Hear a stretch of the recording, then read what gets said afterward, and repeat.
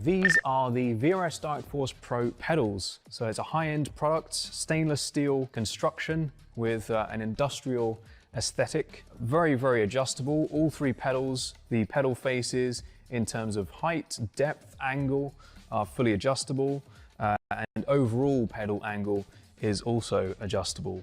Now, if we look at the throttle pedal first, we have quite a unique design here. So we have a rodless spring, which doesn't quite look right to the eye, but functionally performs extremely well. Absolutely no friction whatsoever, so really nice smooth response. And we have a lot of adjustability here in terms of initial starting force, preload, and also overall force and pedal travel. So if we move on to the brake, we have similar levels of adjustability, a very high-end, heavy-duty construction. We have the blue spring on here at the moment, which tolerates a 65 kilogram maximum force. Also supplied is the optional red spring, which doubles that to 130 kilograms. These are linear springs, which is not normally how a real-life brake pedal feels. So we have this very clever mechanism on the back here, which basically turns that into a progressive, more realistic feeling, which gives you quite a decent bit of travel for low-level trail braking, and then more of a ramp up when you're really braking much harder. And we have this tie rod at the top, which is fully adjustable, along with preload, so you can really fine-tune that exact force shape to your preference. On the clutch, we have a similar level of adjustability in terms of pedal face and also the shape of the curve. So we try to emulate a clutch plate, which is stiff initially and then flattens out as the clutch gives way. So that's emulated here with a small amount of adjustability, including overall travel as well. So we're very happy with this product, and we hope you are too.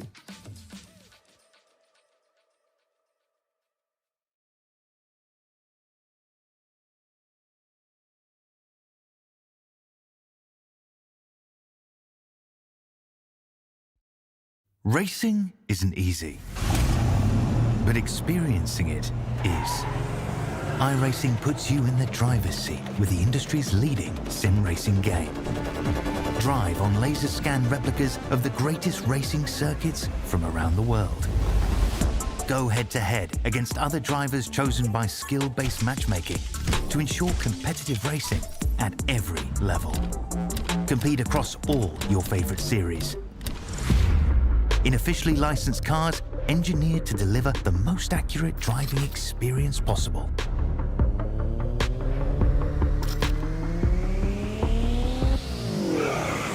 Join a race or host your own with players from across the globe. Race against the computer or in a league with friends.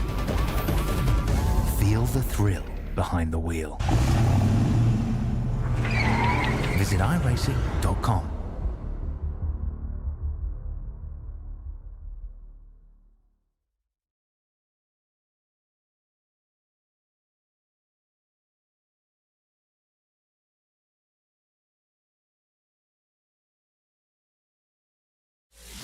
If you're looking to get serious in sim racing, one of the first things to do is upgrade your wheelbase and pedals. The powerful force feedback in our direct drive wheelbase makes a huge difference, and our highly adjustable precision pedals will give you the consistency you need to improve. So you'll not only get the best value for your money, but you'll also benefit from our quick, local shipping from Australia and save even more. Our transparent pricing has GST included, so there's no nasty surprises at checkout or further customs delays and charges. And if you're near Melbourne, you can simply pick up your hardware from our showroom and get a free product walkthrough from one of our VRS coaches. We offer excellent customer service after the sale, and our hardware is made of the highest quality components. To get yours today, just go to the URL on the screen or click on the button below. But hurry, stock is always limited due to high demand. So if you want to get faster, sooner, VRS is your answer.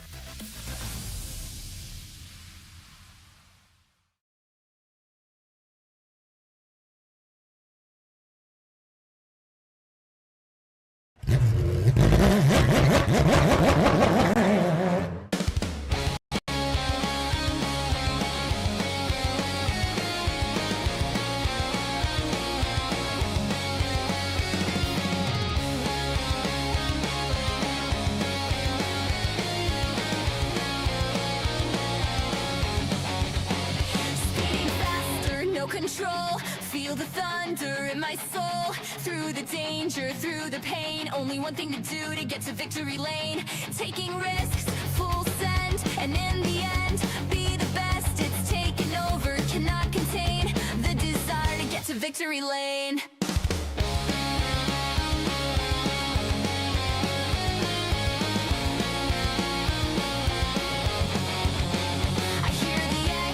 Of the past, the roaring ghosts that never last. But here I stand, the finish line. One last race, one last time. Through it all, get past the pain. Cutting laps, making gains. Feeling tired, get to my aim. The desire to get to victory lane. Speeding faster, no control. Feel the thunder in my soul. Through the danger, through the pain. Only one thing to do to get to victory lane. Taking risks, full send, and in the end, be the best. It's taken over, cannot contain the desire to get to victory lane.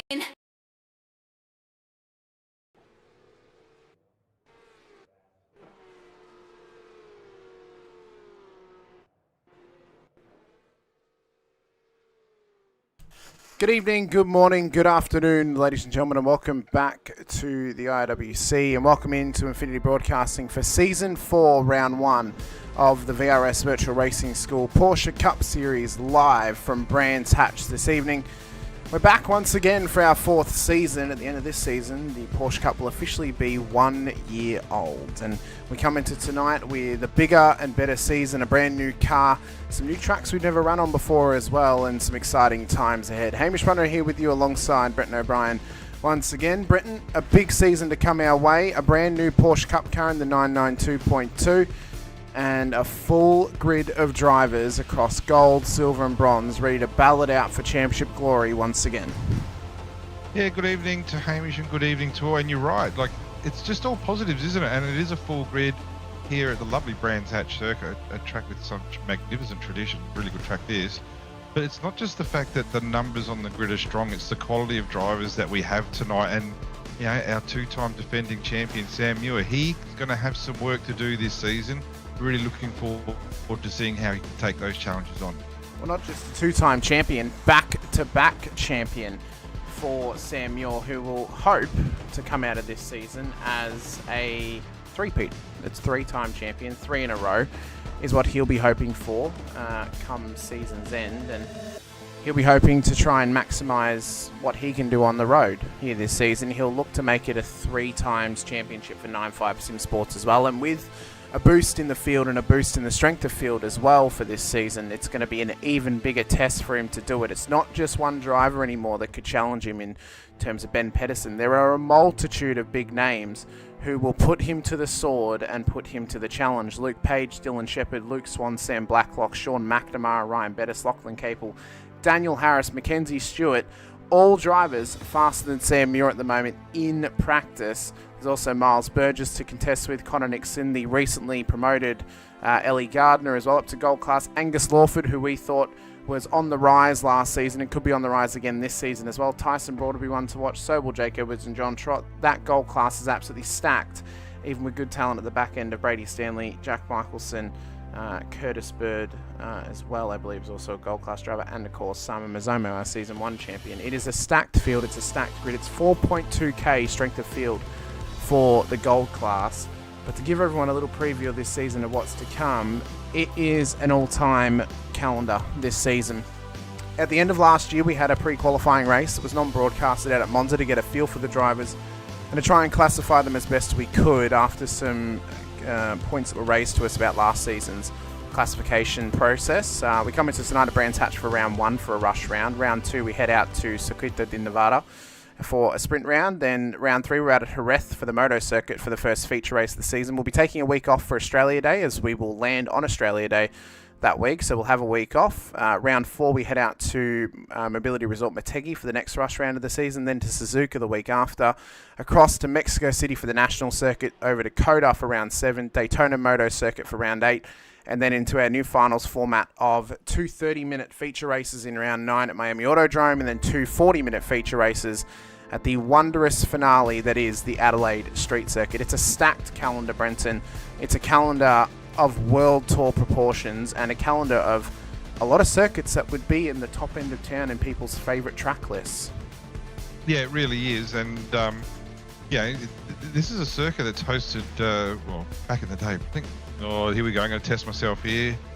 1986, last Formula One Grand Prix. I can remember. I should Google that and check that before I make an idiot of myself. And I think Mansell Williams may have got that. I don't show my age now, but I might be completely wrong. But it's not used as regularly now for the bigger events in the UK. This is, but certainly for the British Touring Car Championship, British Superbikes, they still come here quite often. But like you said before, we just did our practice session and we've started qualifying, 15-minute qualifying session. Sam Muir was P10 in that session. Now, that's not to say that he wasn't doing long runs or anything like that, but straight away, he must be thinking he's on the back foot slightly, because there was a pair of Lukes up in P1 and 2. And not just have we got the new drivers here, but the teams, like we see there's a significant build-up of drop bear cars here, Broad, Blacklock, Capel, and Scotty Rankin is here as well. So, there's teams that are going to be gunning for this. They will indeed. We'll get some live images up on your screen in a moment of the timing for you as well. I had to do a very, very quick and brisk reload of the session because I was getting some bad blinking issues. So now that that's been sorted, we'll quickly reload it all up and get ourselves running once again. What I'm really excited I'm going to for. Google Brands Hatch. Yeah, I'm going to Google Brands Hatch to see how I went. Quickly. Yep.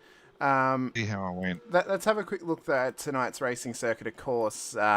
As you said, a long-time British GP hosted circuit here at Brands Hatch. It's a fantastic place to go racing, just south of London in the UK as well. As we zoom our way on in and have a quick look at this circuit. As you mentioned, it's used more for local racing nowadays. The likes of BTCC Superbikes as well go racing here. And I'm sure even if the UK run a GR86 league or something like that, this probably goes racing here as well. And back in 1986, one Nigel Mansell won the F1 Grand Prix. Well that done. was the last one. I remember it because I think that's where Prost won the World Championship that year. I think it might have been. Yeah. No, wasn't it PK who won in 86? No. Hang on, 85 was Loud. No, 84 Loud, 85 Prost. 86. No, I think... Well, now I've got to test that. Yeah, I've got a feeling it was we'll figure Prost. that out. It'll all start, though, on the Brabham Straight and head up towards Paddock Hill at Turn 1. It's a dipping downhill bend towards Druids at Turn 2. Then we run up through Graham Hill Bend at 3, up towards Surtees at Turn 4.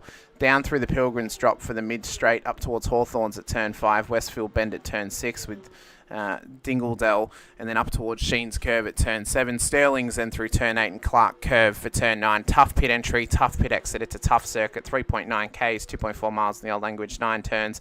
This layout's been used ever since 2003, so it was actually never used for the Formula One World Championship, this particular layout of the circuit, but it has been used, as we said, for Superbikes, BTCC, and other things alike as well. As we head out, though, of the look of this circuit, we are getting some first lap times in here in qualifying, and one thing that's very interesting to point out, Ryan Bettis, who has previously raced in the series before, is on top of the timesheets at the moment here in qualifying with a 123.96. Daniel Harris, who's also previously raced here, has been the bridesmaid before, never the bride, is up in P2 on a 123.97 as Connor Nixon goes to the top now, but Bettis just bests him again. This is going to be the to and fro all season of good gap too. Oh yeah, these exceptional drivers that have signed up this season and have really strengthened the gold field. Well, it's only going to be back and forth all season, and you'll notice a discrepancy on the timing tower when all the drivers have set a time. There is a significant amount of gold drivers compared to silver and bronze, because it would not be fair to drop a gold driver down to bronze just to make them equal, because then, they're not a silver driver, they're a gold driver. They should be racing the goal is to keep progressing the series and progressing the drivers within the series. It's, the guys who were bronze 2 seasons ago, hopefully were silver last season, and have worked their way up to gold this season. That's what it's all about. So, well, speaking of promotions, Kurt Chapman up to silver class now, after winning the bronze class last season, rightfully so. Ellie Gardner promoted to gold class, the newest admin of the Porsche Cup Series. Had a couple of podiums, so that's well deserved. Yep. So they're the most two of the most notable promotions. Jamie Fleming as well has been promoted up to silver class after really impressing in pre-qualifying and towards the latter half of last season as well. And I think a very fair promotion from bronze up to silver class for Jamie. So, but there is an extraordinary amount of drivers in the field, a good spread of drivers across the field as well, from many different leagues and racing types. There's quite a few vets drivers in there with the likes of McNamara, Van der Meulen and Tim Nicol, who's previously raced in vets as well. Drivers from the likes of SRW and the GSRC. So it's a cornucopia of different racing leagues coming together to race within this series. And a lot of drivers who may have raced together before but not in this car type, and now they get to come together and have a crack at Porsche Cup Racing in the brand new 992.2 car. Well, that's what I was going to ask. Now, these guys have the ability, well, with traction control and ABS. Excuse my ignorance, but just for all the viewers out there, we've turned them off. So TC is turned to 0. ABS is set to 1. So we have made and that means because normally we would run a track specific setup. Only 4 of the tracks have track specific setups. The others would have gotten medium downforce. So we have adjusted the medium downforce setup and the track specific setups to have 0 traction control and 1 ABS. We've also adjusted the tyre pressures as well because the tyres were overheating and that was causing maximum tyre wear and making the cars really unstable. So we've taken the time to try and make them as stable as possible for drivers. The thing we learned in the pre-qualifying race, we had them both set to 10.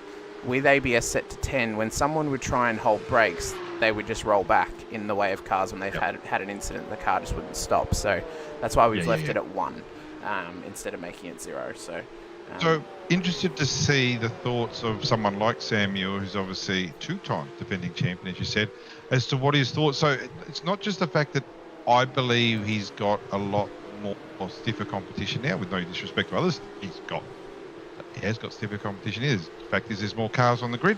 But I'd like to see how he's going to handle this new car. Now, I would think, when you reach the top of the mountain, like, how's your motivation to stay there? I would think he's probably got a bit of motivation. You know, he's put his line in the sand over the last 2 seasons. He is the top dog in the series, there's no doubt. But now that he would have seen the names come in, he would have seen the registrations come in, I wonder where he put him mentally there, whether it just made him more determined, because he's up P3 at the moment in qualifying, just 8 100ths off of our provisional pole. Sam Blacklock, still a lot of time to go, 6.5 minutes. Blacklock with a 23.222, just in front of Luke Page and Sam Muir. But, you know, interested to see if Sam does get himself on the podium. Interested to see what his thoughts are at the end of it all. Well, you know, congratulations have to go to Sam as well. Not just a back-to-back champion, but now also an engaged man as well. So congratulations to Sam, who got engaged over the break. And well, he's only going to get slower now. That's it. You're cool. Well, currently P3 in the session. I'm calling it. Samuel will not win the championship this year. He's done. Well, I'm putting it done. We called that last. Red line through the name. We called that last season, and he still went on to win. I'm actually going to back him this season. I think his consistency. He wasn't engaged last season. Wasn't engaged. His consistency has proven to be key, and he's got really good pace. He is matching the pace of Blacklock and Page at the moment. Pat Klein, interestingly enough, is matching their pace too. He's actually Sam's teammate now. He is positioned in the silver class as well. There is some level of limitations in terms of can we, change people's classes. We've made the decision that those who did pre-qualify will remain in their classes unless it is an ultimate misclassification. So if Pat goes on to win all 3 races tonight, more than likely he's going to get promoted up. But of course. Again, the majority will be remaining in their classes unless it is a massive misclassification. And those who didn't take part in pre-qualifying, they are definitely going to be put under review for their classes because we didn't have anything to go off of other than their previous results in the officials and other leagues. So now, Hamish, don't let me get in trouble with Sam, or in particular Sam's other half. I'm sure Sam's other half is lovely, but it's going to affect the race. Look at ourselves. It's going to affect those. Well done, Sam. Congratulations and all the nice things I'm supposed to say about now. Well done. No, seriously, well done. Congrats. Let's just see if it costs him 9 100ths in qualifying. We'll see. At the moment, though, currently our pole sitters for each class. Sam Blacklock for the gold class. There's a couple of cars off track down there at turn 3, so they're struggling for grip at the moment. Pat Klein sits pole for the silver class as well, and Tim Nicol currently sits pole position for the bronze class. One of only a handful of drivers who have now competed in a race in every single season, as long as he grids up and races in race 1 tonight. He will, just like Ellie Gardner and a couple others as well, they will meet the criteria of has at least raced once per season. So those guys have been here since, those guys and girls have been here since season 1. Right. So shout out to them. Right. Okay, now, you've done the talking, we've built it up. Now, I want you, as we did last season and the season before, I want you to put your line in the sand and give me your top 3 at the end of the season. But qualifying's not finished yet. I want you to give me, and I warned you about this before we broadcast. Yes, you did. So I want you to give me the top 3 of who you think's going to get the chocolates for the season. Overall positioning. Yeah, keep it short, just give us names. Sam Muir, Mackenzie Stewart, and Daniel Harris. Ooh, okay. I don't hate. So you think Sam's going triple? Okay. I think he'll three-peat. Three-peat. Yeah. And did you know that the word three-peat is actually registered to the old Chicago Bulls coach Jackson? Yes. He actually did copyright that word, three-peat. Bill Jackson, good guy. Now my picks aren't the same as yours, and none of them are in there, in fact. And I'm going to be really boring, and it's almost obvious, and that's why I wanted to rush it and say, can we get it done? Because I actually think my top 3 are going to involve Capel, Page, and Blacklock, and that just so happens are the top 3 right now. So if the 3 of them are going to race, or maybe not Blacklock. So no, I'm going to go Capel, Page, Muir. There we go. Capel, Page, Muir. Okay. So yep. can I give my reasonings as to why I have not included Sam Blacklock and Lachlan Capel? Are they not doing every race? I don't know if they're doing every race. Oh, well, that's a rip. I have a good feeling that Sam Muir, Mackenzie Stewart, and Daniel Harris will try and make every race. I don't know if Blacklock and Capel can. I've not spoken to either. See, if you're putting that on Sportsbet right now, there's some insider trading going on there. No, yeah, I genuinely just don't know. I genuinely don't know, but I'm backing Sam. I am backing Sam. How he drove last season. At times, he drove. Oh. Yeah, he was the talent of the field last season. That's why he won the championship once again. So I do think he can do it. I think for the silver class, I'll give you extra. I think for the silver class, my top 3 is going to be Jack Wilkins, Harry Dodds, and Mr. Scotty Rankin are going to be my top 3 for the silver class. And then for the bronze class, I think Tim Nicol's going to get up there. I think depending on how many races he can do and how much effort he puts into it, Jack Anderson could be up there. And let's give a bit of love to Mr. Suter. I think Mr. Suter can get up there too for the bronze class. But well, we'll I want my good mate Sean McNamara to have a bit of fun, get amongst it. Team manager at 9.5 does a cracking job on and off the track with everything he does, and he's punching out the miles running at the moment too. But we're down to the last 50 seconds. And at the moment, it is Lockie Capel on pole, and he's in the pit, so he's not going to be progressing any further. He's stuck on his time of 1:23 flat. Luke Page, Blacklock's just missed out. 3/100ths of a second. So, and Page is that a pull out? Well, because at 0, it's going to stop, so they're not going to get any more laps in for Blacklock. No. His time's done. Page, Burgess, Muir. Yeah, there's a lot of guys here who probably won't get the chance to improve. Mackenzie Stewart was a name that I was surprised you said, so you've obviously got some good raps on him down in P10 at the moment, or up in P10, however you look at it. Yep, exactly right. He's not gone any better that time. Went a bit better that time by, but did not challenge pole position. Connor Nixon's nowhere near the line as we get to the end of the qualifying session. They'll get cut off.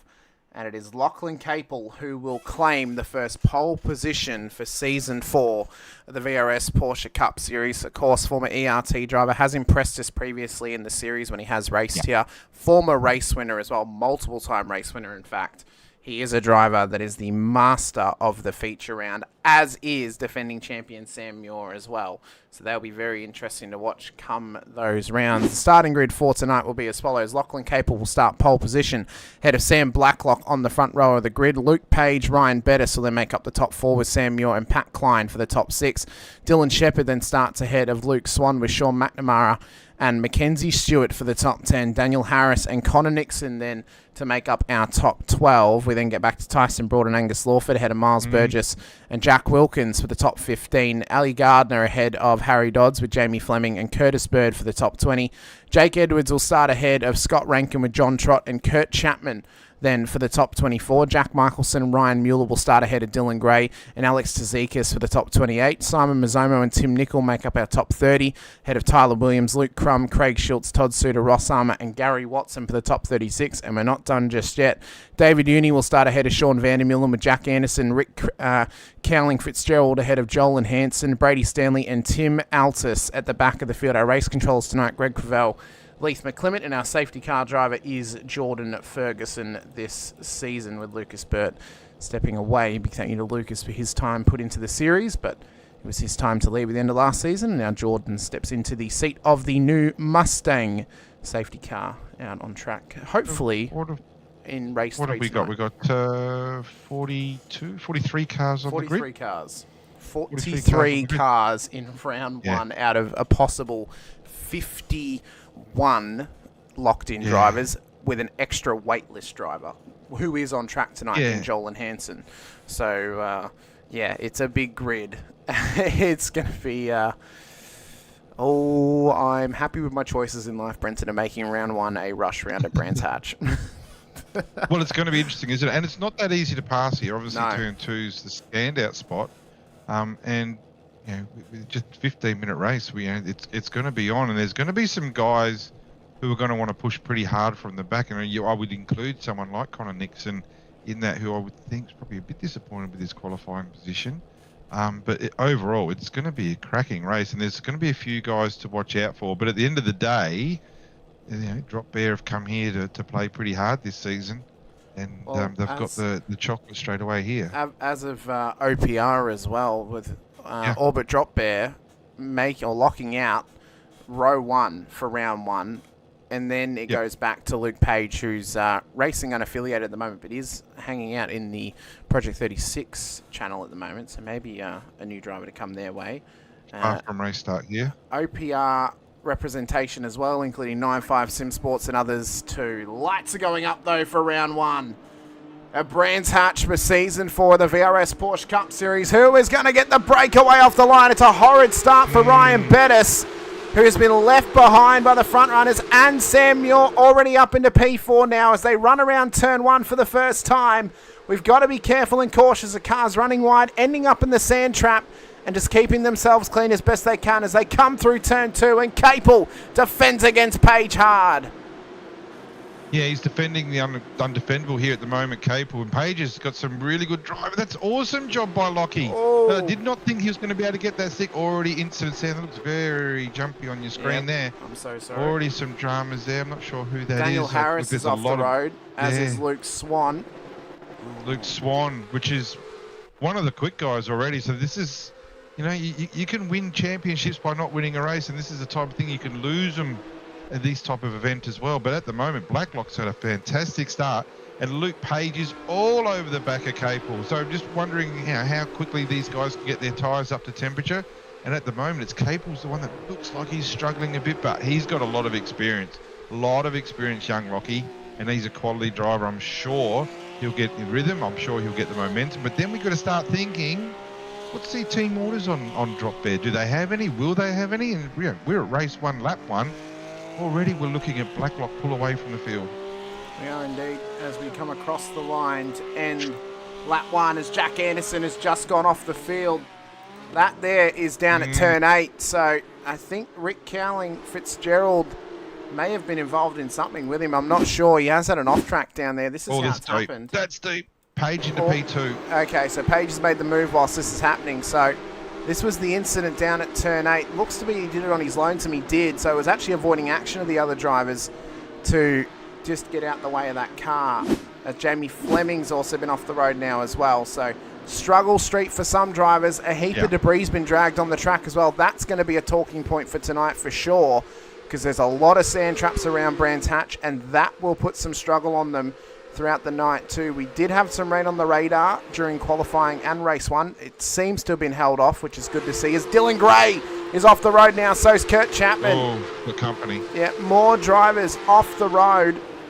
So race controller got their hands full tonight. We'll see how everything plays out. There may be some post-race penalties coming drivers' ways.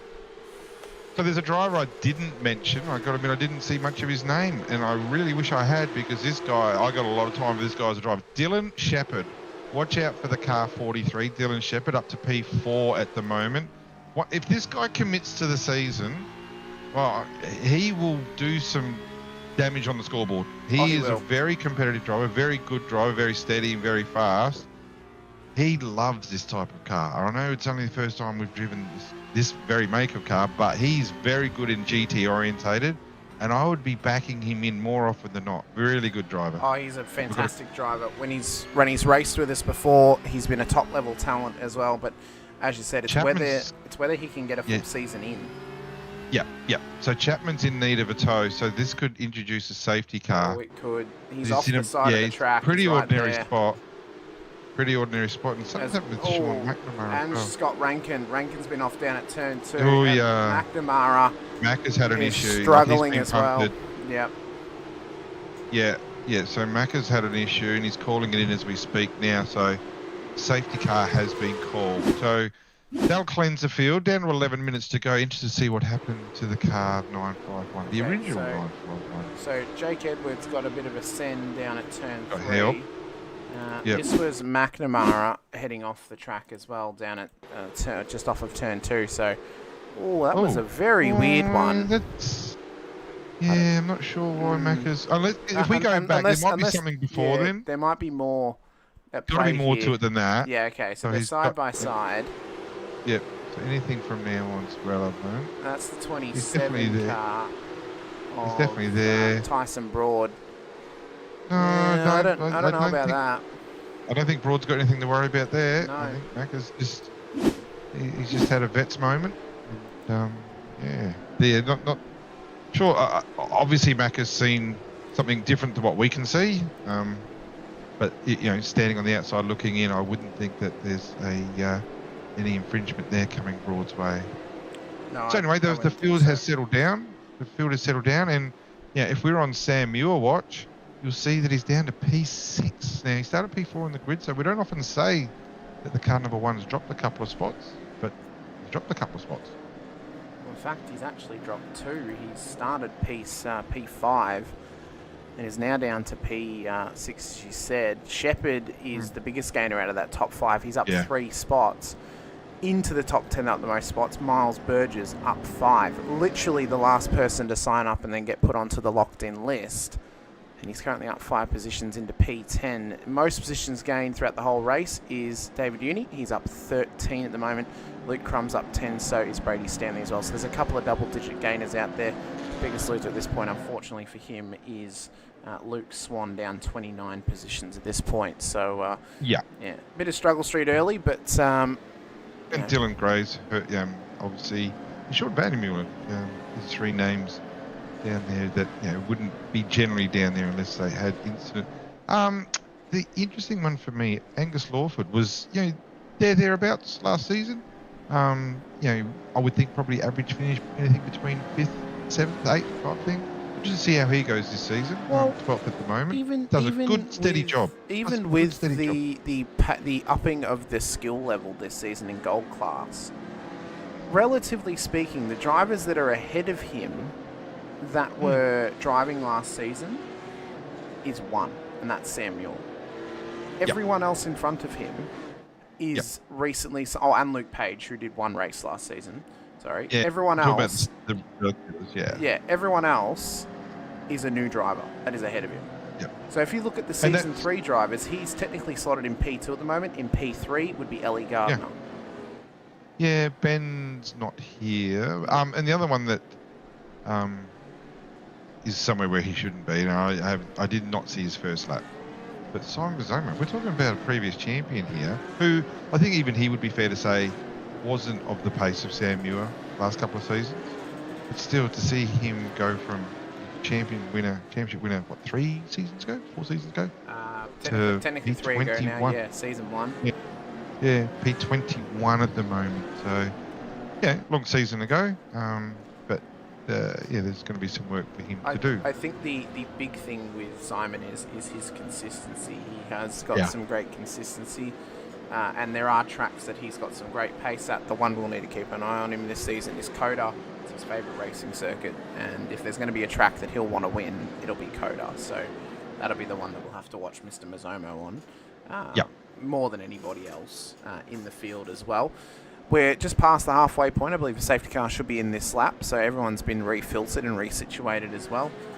It's been pretty much all gains for the top half of the field. Only a couple of drivers down a couple of spots inside of the top 10. Everyone else is up in the green until we get down to P23 and Sean McNamara, who we saw off the road before. But it's a good test for them this season. Big field, tough first round format as well.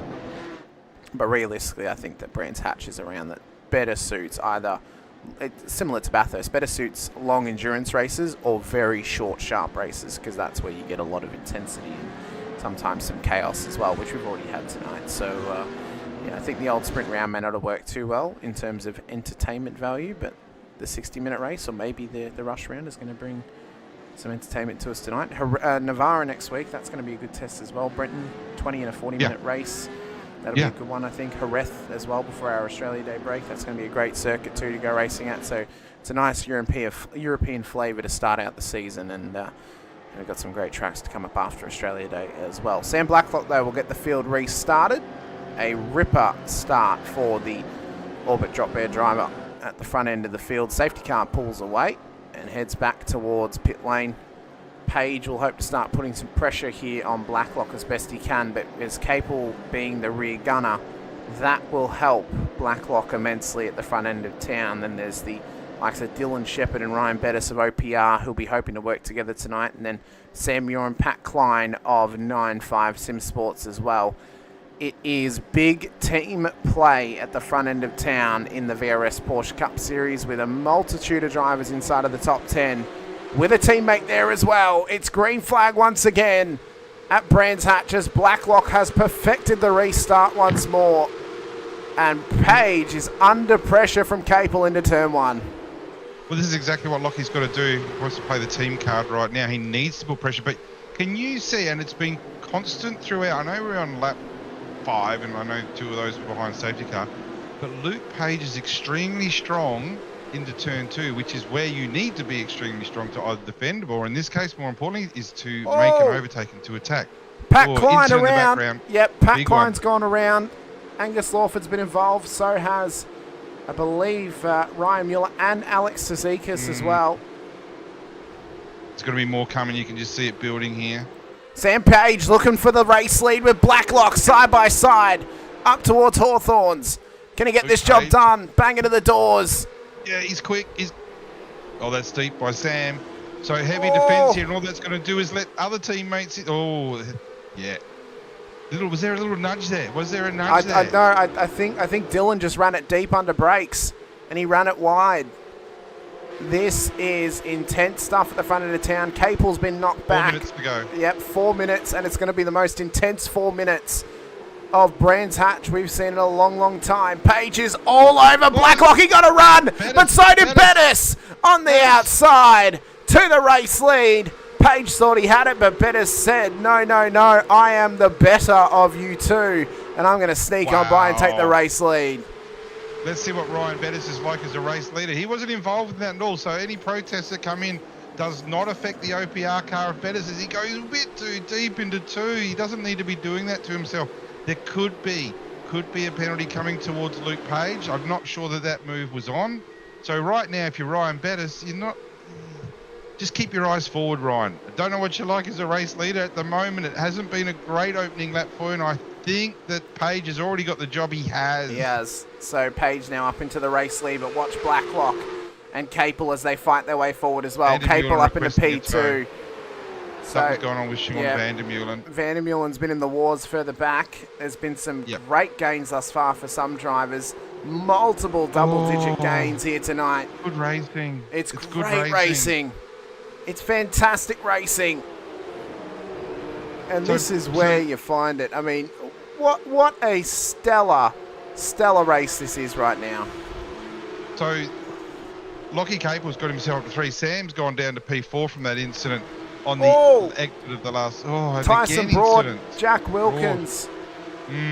So this is only helping those other drivers who are gaining positions at the moment. There's been some great gainers. It also helps them. The season starts today. The points. I don't know who's that. Is that? Blacklock. Blacklock off the road at turn 1. I reckon that was self-inflicted. Got out in the marbles and away he goes. So right now, and we saw it so early, and Capel gone. Capel's gone as well. Nah, Nixon, I was literally about to say. Yep, Nixon's off too. Yeah, we've seen Drop Bear do such a good job so often, but do they get the job finished? I know they won the last round at the now gone GT Pro Series, but can you pick another race that Drop Bear have won? Oh my God! They're an improving team. Sam Muir, defending champion, off the road. Yep. What sort of spanners have been thrown into the toolbox this season in terms of changing things up? The pace is up and the pressure's up as well. Yeah, check for Sam Muir though. He might have had some help there. I'm not going to... this guy's a 2-time defending champion. You don't see him make a lot of mistakes. I'd probably think that someone may have helped him here. Someone may have given him a hand, so I need to have a look at that. So, there was a knock. Yeah. Yep. Yeah. So that was either Burgess or... I think it was Blacklock. It was. I think it might have been Blacklock. It was Blacklock. Yeah, there's a penalty coming for Blacklock. There's no doubt about that. We'll play the straight bat on that one. And Sam Blacklock will be getting a penalty of whatever variety. I'm pretty confident about that. Yeah, and straight away, Muir, through no fault of his own, P23. And Connor Nixon is in the pits. Yep, Nixon's in pits after an incident prior to now as well. It's an intense final few laps. We're onto the white flag lap now. And, throw everything you thought out the window, pretty much. I mean, it's been intense. It's been shifting and changing all race long. Change your tactics for this season because the tactics that worked in Season 3 may not work in Season 4. Importantly enough, with the inverted top 10 coming for Race 2, currently Jack Michelson sits pole position for Race 2 tonight as Blacklock lets Burgess go through as he's trying to attack him as best he can at the back end of the circuit. And he can't quite get the job done, gives him a little knock. Mistakes. Too many mistakes tonight. Too many mistakes at the moment. It's only race 1 of what is the shortened season, but at the moment, OPR is showing the way. They might not have the 1 lap pace in qualifying, but they've certainly got the race pace, certainly got the race nows. And with Blacklock, I think having a penalty incoming, there's nothing good happening here. And at the moment, about to come up to the checkered flag. As Luke Page takes home the race win in race 1 of Season 4. Bettis shepherd the podium. Burgess will just beat Stewart and Blacklock to the line. Dodds, Capel, Ellie Gardner and Jack Michelson will be on the pole position for race 2 here this evening. What a race. What a first round. My God. What can still come in race 2 and 3? Yeah, that was... look, it's all well and good for these guys to be practicing, and it's practice makes... Actually, no, perfect practice makes perfect. And hopefully a lot of these guys have done some practice, but all of a sudden you're under race conditions and there's cars left, right, centre and front. It changes everything, doesn't it? And you could see the mindset, you could see the desperation on a track such as Brands where it is difficult to pass for these guys to put themselves in a position to get amongst it. But Luke Page, Ryan Bettis, we found out a little bit about Ryan Bettis tonight. Hopefully that was just a one-off. And Dylan Shepherd, that's your top 3 with Miles Burgess. You didn't put him down in my bingo card top 4, and your main Mackenzie Stewart, you picked him early in top 5. Fantastic job. Yeah, it's very impressive. On his stats list was Mackenzie, and his stats really determined what class he was going in. But that was before I even knew he was a Orbit Drop Bear driver. Samuel Notley, P21. This is the first time. Not his fault. No. But this is the first time that he has finished his first race of the season outside of the top 10. Yeah. And it adds up, doesn't it? It adds up. And after Sean McNamara got involved in the incident, I thought his day might have been done, but he worked his way back up to P12. Shows a lot of experience. So good job to Macca. And Daniel Harris, I'm going to give a bit of a shout out to Dan Harris, P11. And again, he did a really good job. I think that's the first time I've seen that name, but I was having a bit of a look at what he was doing, and yeah, did a really good job. Well, as we see the starting grid for race number 2, Jack Michaels on the start pole ahead of Ellie Gardner, with Lachlan Capel and Harry Dodds on the second row, Sam Blacklock, Mackenzie. As we are underway for race 2, Jack Michelson gets us underway, but it's a ripper start from Ellie Gardner as they go head-to-head in towards turn 1. Watch Blacklock, watch Stewart already. As they're already wide and off, as so is Ellie Gardner and Lachlan Capel. Yeah. Yeah, there's some... I'm going to call them rookie mistakes here at the moment, and Capel's one of them, and he's definitely not a rookie, but there's unforced errors, as they would say in tennis, and you know, these guys are desperate to do too much too early, and they're actually making losses instead of gains. So Blacklock up the inside of Michelson at turn 3, gets through into the race lead. Mackenzie Stewart now will look to pounce and take Michelson's position down towards Hawthorns if he can. Up the inside goes Mackenzie Stewart. Now this is the issue. So this is what I'm going to be critical here. I'm going to be critical, so don't take it the wrong way. Sam Blacklock should have had a penalty from race 1. Yes. He should not be starting so high up in race 2. That's the issue we've got with this type of thing. I think the main issue is because it was so chaotic, race control very likely could not have looked at his incident yet because of the chaos. I wonder if they can pass on I don't think they will, a drive-through penalty in race 2. Don't think they will, but it's just something that, you know, Sam Muir down in P19 got bunted by Blacklock, who has been rewarded in essence. And he's looking very comfortable at the moment. In front of your guy, Mackenzie Stewart, I'm actually going to be interested. I'm going to keep my eye on Sam Muir to see what he can do this race, because the car 1 started P21 and is already working his way through the field. There he is there, P16, as a couple of cars have gone off the road at turn 1 once again. But Blacklock and Mackenzie Stewart want to make up for their losses in race 1 and get themselves a race win in race 2. Maybe even a 1-2 finish, but the OPR cars of Burgess and Bettis and Shepherd will be wanting to try and attack them as best they can, as Michelson and Mazzoma have been off the road. Yeah. To apologise for the blinking. Yeah, that's a problem for Michelson there, or Mickelson there, and he's requesting a tow. So I'd expect to see a safety car come out with that car in that position. And who's that also slowly? Is that Macca? McNamara's got some damage as well. Yep. So his day looks like he might be able to limp that back to the Pints.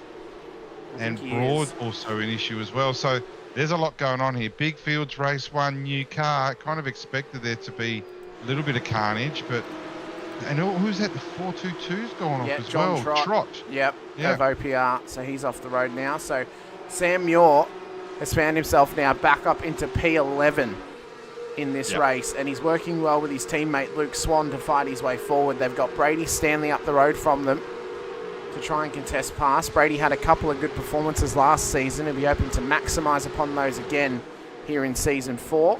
And they've got Jake Edwards and Curtis Bird ahead of them as well. As Macca's gone off the road again. Yeah, he's got some damage. He's got some steering damage. So, normally this time of night we're calling about the right guys, how well they're going. But at the moment, they're just nowhere to be seen.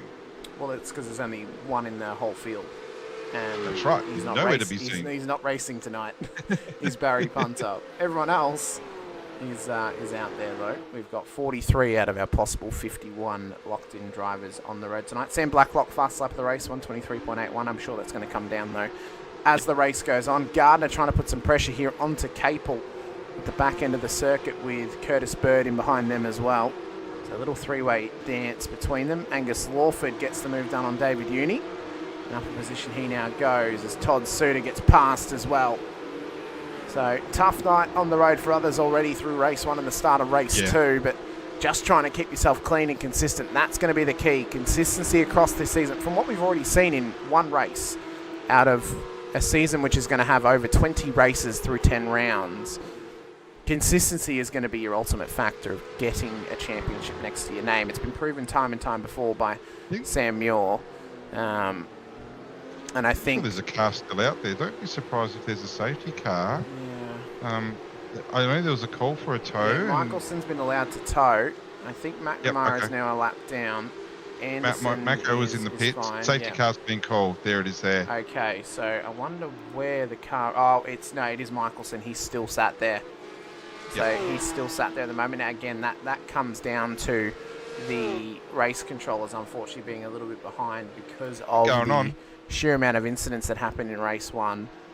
So safety car will make a second appearance now tonight as well. Big thank you to everyone who's joining us here this evening and hopefully joining us for the season as well. Great to have you here.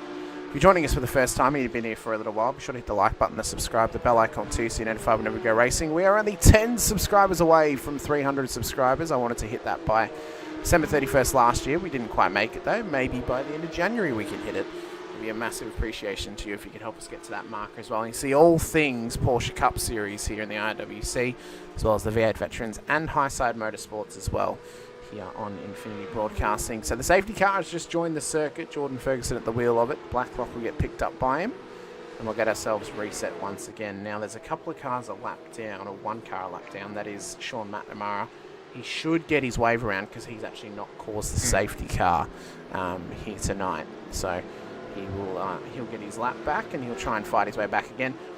But thinking about this though, with the full inverted grid coming for race 3, currently at the back end of the field, McNamara and Michelson could be at the front of the field for race 3, which may give them, at least McNamara, an advantage against the other cars who are going to be at the back of the field, i.e. Sam Blacklock, Mackenzie Stewart, Ryan Bettis, Dylan Shepherd and Co.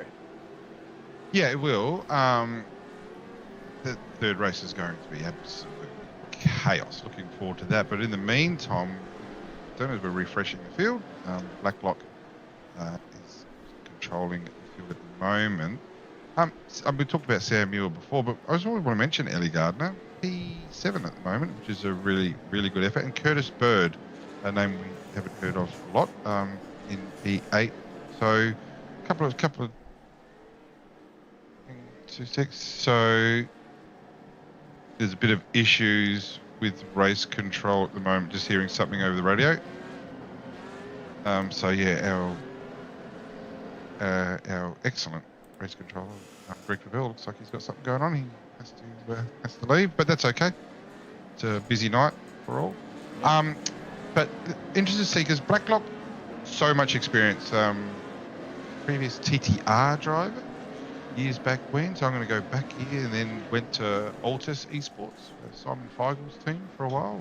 Good driver there. And then, where did he go to after that? I think he went privateer for quite a long while, and now with Drop Bear. So he's got years and years of experience.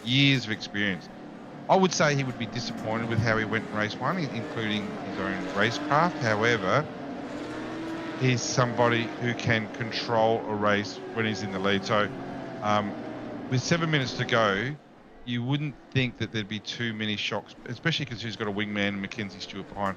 Ryan Bettis is the one to me. Had the race, and the reason I said we'd learned a bit about Ryan is that he had the lead in race 1, and within 3 corners, outbraked himself, and then lost the lead. At the moment, he's the lead OPR driver. He's no doubt quick, but let's just see how he goes about putting pressure on the guys in front. So I've just noticed as well, Angus Lawford has just had a dropout too. Oh yeah. Unfortunately, so he's now down 13 positions. If he gets back in, he will then obviously be back, but he'll be at the back of the field if that happens. McNamara gets his wave around and comes past the race leaders, so he now continues on. New livery on those cars coming into this season. Really nice sleek look. A slight update on the old ones, and I really like it. Looks good. It's a simple look, but it's an effective look, and yeah, they haven't changed too much on the car, but it's just a nice looking car, isn't it? So well done to all the team at 9.5. Well, what we've got coming is another hot dash to the end as the safety car be getting ready to come in this lap. We had 4 minutes of intensity for race 1 at the end. After the safety car, it's going to be another 4 minutes of intensity at the end of this one as well, where it'll be OPR versus Drop Bear Motorsports. This is going to be an intense end to this race.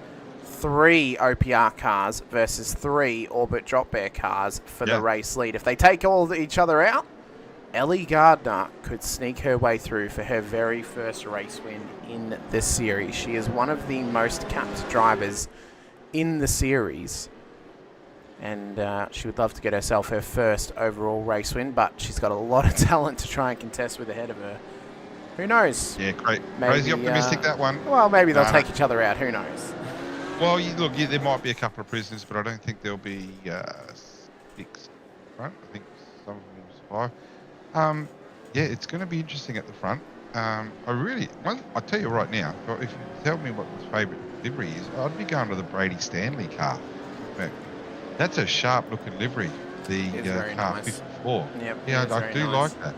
And I saw one really in the like field that matches that car, and then now I don't know where it is. So he does have a teammate out there, I do believe. I'll go searching for it in the 30-minute race. It's a red car. Yeah. I know that. Okay. So. Yeah, they look sharp. Anyway, restart about to happen. What we need to see is how quick Ryan can get to Mackenzie, if he can get to him at all. Mackenzie, good driver, we know that. Let's see if Ryan can make a move, or see what Dylan Shepherd can do. Down 4 minutes, just a couple of laps sprints. So 4 minutes to go on the clock here at Brands Hatch for race number 2. We've still got one more to come your way in the 30-minute feature where the whole grid will be inverted off the results of this race. Sam Blacklock gets us underway once again at Brands Hatch. Stewart goes with him and goes well. And the OPR cars have restarted nicely too. Got to be careful of cold tyres, cold brakes, and get your mindset ready for the final 4-minute dash of race 2. As Brady Stanley, you put the Moz on him, he's gone off the road. So did Harry Dodds hard into the wall. And that all by themselves. That was an unusual one by Brady. He just lost. Look, this is the first time these guys have raced in these things, and that was a really, trouble in the background. Yep, Mackenzie Stewart and Miles Burgess are all getting into it. Ellie Gardner's amongst the two. Look at the gaggle of cars that's in here, though. Jake Edwards trying to take advantage and sneak his way through. So Blacklock's away. So Blacklock's going to win the race. If he doesn't make a mistake, Blacklock wins. But there's a lot of mess in the background there. A lot of desperation. You don't need to be doing this on the first night. There's a call for a safety car. I wouldn't think there'd be a safety car now. No, there won't be. They're finishing under yellow. No, they'll let them tow. They should let them tow back. So. But at the moment, our car number 1 is driving through the field, has got himself into the top 10 from 21st on the grid. This is why he's a 2-time defending champion. Let everyone else play in the sandpit. He's the one that's going to be cutting laps. And at the moment, he's got Mackenzie Stewart. And also, don't forget, there's cars in front of him who won't be getting as many points as what you can probably see on the screen because there's a world of penalties coming. Well, not just that. This is why I picked him as my projected champion this season. This is why I predicted he would win the title, because he pulls out drives like this, and it's through pure consistency and mentality that Sam does this. And he's an incredible racer and an incredible driver. Not to take anything away from other drivers out there, as Kurt Chapman's had an incident as well further back in the field too. We are 2 minutes away from the end of this race, so it'll be 2 laps. Burgess is getting into it. Next to each other. Yeah, Capel's in a good spot here. A little bit of distortion there. And what's happened there is Burgess has gone off, or did he have some help? I'll tell you what, it's gloves off here. It is gloves off here. There is a distinct, and I don't know what the relationship is between OPR and Drop Bear. It doesn't look pretty. It looks. If you were watching these races for the first time, you would actually think that these two teams have got a history with each other. You would easily think that. And I suppose... And there might be. I don't know about it, but there actually might be. We'll ask Lockie later on. I'll ask Lockie, what's the go here? It provides great entertainment. We've got another minute to go. We're going to get another lap in here. We will. Yeah, we'll get one more. I think we'll get one more lap. Yeah, one more lap. So white flag this time by with a minute left on the clock. Sam Blacklock has got 1 to go. Well, let's do some homework for our next race, for our feature race. Blacklock. So this is the first flying lap where there's no pressure, no one's racing next to each other. Blacklock's last lap was a 24 flat.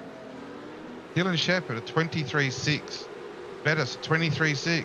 So the guys behind, the OPR guys have got some genuine race pace, and we'll hopefully see that in the last race. What's going to be interesting in the last race is all of a sudden the rush round format once again has become a tough race in terms of the reverse grid, because there's now, you know, another 10 drivers added onto the list that we had last season in terms of who's on the grid tonight, as Tzidikis has had an incident further back. He's P14 at the moment, but just struggling right now. Exit of 3 has caught a lot out tonight. A lot of cars probably carrying too much pace through, or too much speed through, sorry. Yeah, turn 3's caught them out. Not sure why. These guys would know more than me, but it just seems to be loss of traction on exit. Oh, and another off. That's a bad mistake. Mackenzie Stewart. He does not. No pressure mistake there. And has Muir been tagged? No, he hasn't. No, he hasn't. He's kept going. But around turn 9. Need to be doing that in the last lap. That's right. Around turn 9 for the final time in race 2. Sam Blacklock will take home the race win ahead of Dylan Shepherd and Ryan Bettis, who currently leads the round, with Jake Edwards, Ellie Gardner, Lachlan Capel, Sam Muir, Ryan Mueller, Luke Swan and Angus Lawford makes up the top 10. And right now, pole position of the next race is looking to be Tim Altus with Brady Stanley on the front row, as Jack Markson's made up some positions at the end of the race there. Now, my JRT doesn't show. Can you tell me, please, where Ryan Mueller started on the grid? Because he's up 16, so he started P24. I'm telling you now, he has found a lot of pace. He was frighteningly quick over those last 3 or 4 laps, and it absolutely drew my attention how much quicker he was, and could have been if he wasn't held up by the car number 1. He was all over the back of Sam Muir. Now, I don't know whether Sam had damage. I don't think he did, but that was an eye-opening drive just then. And it absolutely caught my attention. That was actually a really good drive by Ryan Mueller. Well, we have got one more race to come your way tonight for what is our 30-minute feature race to come, a full inverted grid to come your way as well. Small 5-minute warm-up session for these drivers to just go have a little break, get themselves a snack or a refreshment, or even use the facilities too. This is our time that we normally as well go for our short ad break as a quick. Now, if we look at the throttle pedal first, we have quite a unique design here. So we have a rodless spring, which doesn't quite look right to the eye, but functionally performs extremely well. Absolutely no friction whatsoever, so really nice, smooth response. And we have a lot of adjustability here in terms of initial starting force, preload, and also overall force and pedal travel. So if we move on to the brake, we have similar levels of adjustability, a very high-end, heavy-duty construction. We have the blue spring on here at the moment, which tolerates a 65 kilogram maximum force. Also supplied is the optional red spring, which doubles that to 130 kilograms. These are linear springs, which is not normally how a real-life brake pedal feels. So we have this very clever mechanism on the back here, which basically turns that into a progressive, more realistic feeling, which gives you quite a decent bit of travel for low-level trail braking, and then more of a ramp-up when you're really braking much harder. And we have this tie rod at the top, which is fully adjustable, along with preload, so you can really fine-tune that exact force shape to your preference. On the clutch, we have a similar level of adjustability in terms of pedal face and also the shape of the curve. So we try to emulate a clutch plate, which is stiff initially and then flattens out as the clutch gives way. So that's emulated here with a small amount of adjustability, including overall travel as well. So we're very happy with this product, and we hope you are too.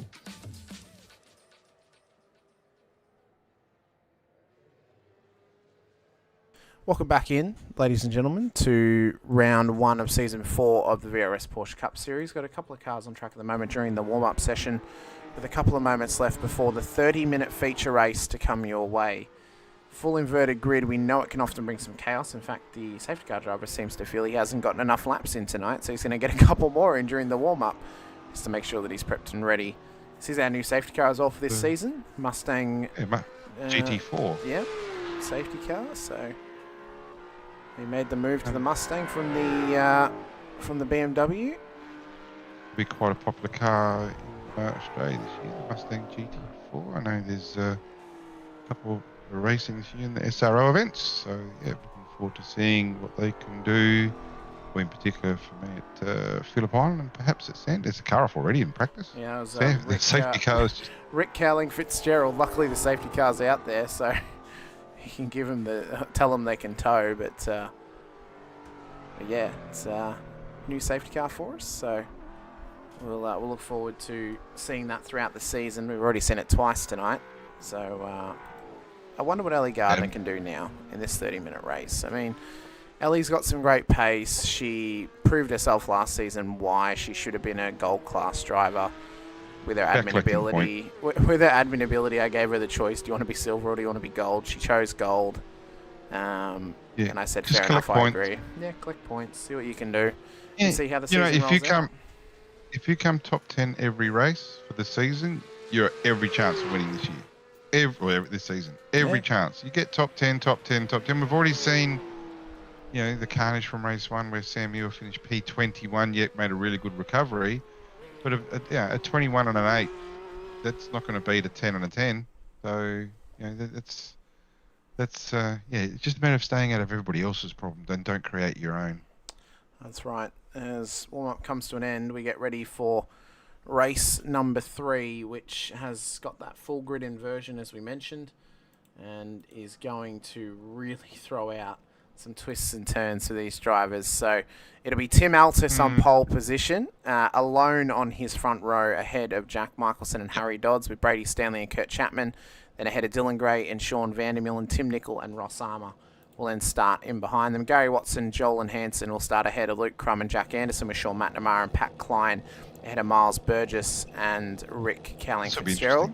Simon Mazzomo, Jack Wilkins ahead of Mackenzie Stewart and David Uni. Then for the rest of the field, we have Scott Rankin, Luke Page ahead of Connor Nixon, Jamie Fleming, Curtis Bird, Daniel Harris ahead of Craig Schultz, Todd Suter, John Trott, Alex Tzidikis, Tyson Broad, Tyler Williams ahead of Angus Lawford, Luke Swan, Ryan Mueller, Sam Muir, Lachlan Capel, Ellie Gardner, Jake Edwards, Ryan Bettis, Dylan Shepherd and Sam Blacklock at the back end of the field. Has to be shouted out, actually, the efforts of Daniel Harris in that last race. Started from pit lane, managed to get his way up the field quite effectively, so he'll be one to watch here tonight as Altus gets us underway. That was the other car I recognised, actually, so luckily Tim was on pole, which is a teammate of Brady Stanley that we saw earlier on. As we've already got a car off the road. That's Kurt Chapman at turn 1. I think Muir's got a problem already. Oh my God, there's multiple cars around. Yep, Muir is one of them. Although, actually, he might just be taking evasive action just to try and avoid them. It was Anderson and Swan. It's exactly what he did. He had to put the anchors on pretty hard. It was all happening in front of him, and he has plummeted. Started 39th. Might even still be 39th, banking over everybody else's. But, yeah, good start up the front. Now, you would think there's someone like Harry Dodds, who's got so much experience in this car, P2 at the moment, you would think that he would be in a position where he could control this, and we might see a silver car win this race. We may see a silver car win this race, but Jack Michelson will not want to let him have it for free. They've got a lot of experience racing around each other, does Michelson and Dodds. We can't look past Brady Stanley behind them as well. Dylan Gray's obviously got some good contributions to racing as well. Some free fall here. Yeah, there are. Quite a lot of incidents going on tonight, and it's a bigger field, tighter track, new car. It's a little bit messy, but there's going to be some big points on offer. There's a chance for some guys to walk around with significant points from tonight and make the most of others' downfall. Well, Michelson leads the way to Dodds, Altus, Stanley, Gray, Vandermill and Crum, McNamara, Nicol, Armour and Mazzomo. Then ahead of Klein, Stewart, Uni, Broad for the top 15 at the moment. Nixon and Tzidikis are battling away further back as well for position, with Sam Blacklock trying to find his way past. And he just can't quite get there. Spots. Blacklock had made 25 spots on the first lap, or 23 spots, on the first lap. Get patient now, Sam. Settle in, pick him off. I think, like I said, there's already a penalty coming his way. Just start picking off and show some racecraft and get some points. So Michelson starting to break away now from Harry Dodds, getting into his rhythm at the front end of town. And Brady Stanley's just starting to creep up, and so is Dylan Gray. So watch both of them to start to attack Dodsey here. These are some quick guys, of course.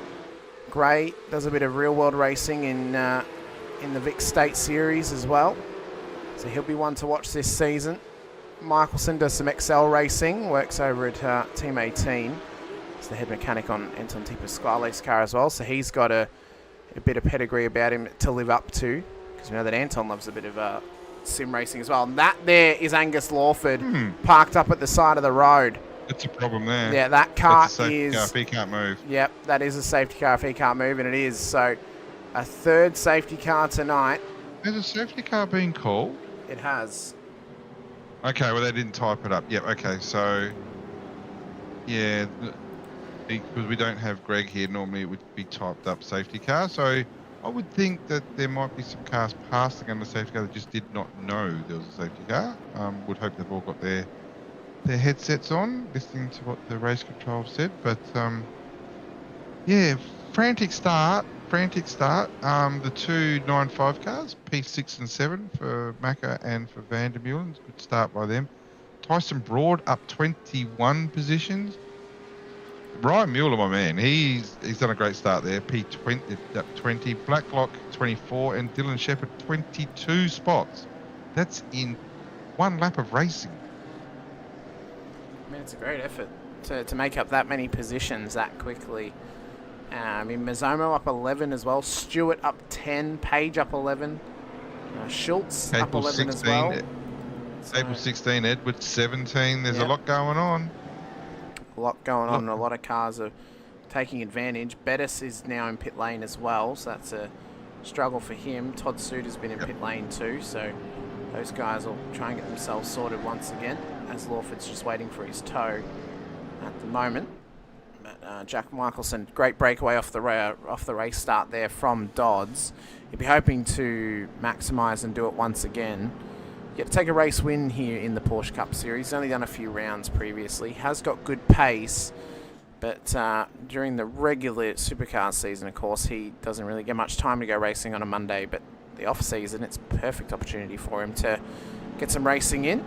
And, of course, with the new Cup car, why would you not want to get something out of it as well? And if you do want to race with us this season, well, our sign-ups are still open for the wait list. Now, if you don't get an opportunity to race with us off the wait list this season, well, there's good news. You will still be able to sign up for next season. And the waitlist drivers will be given the opportunity to sign up alongside the season drivers as well prior to it going public. So you will get a little bit of early access if you do get onto the waitlist as well. And it does mean that if we need to fill a grid slot each week, you'll get contacted. And depending on your position within the waitlist will depend if you get the opportunity or not to go racing. But I highly doubt, Brenton, even though we have got 51 drivers signed up, and I'm a realistic man, I highly doubt we're going to have 51 cars on a single grid at some point this season. I think there'll always be a chance for somebody to fill the grid.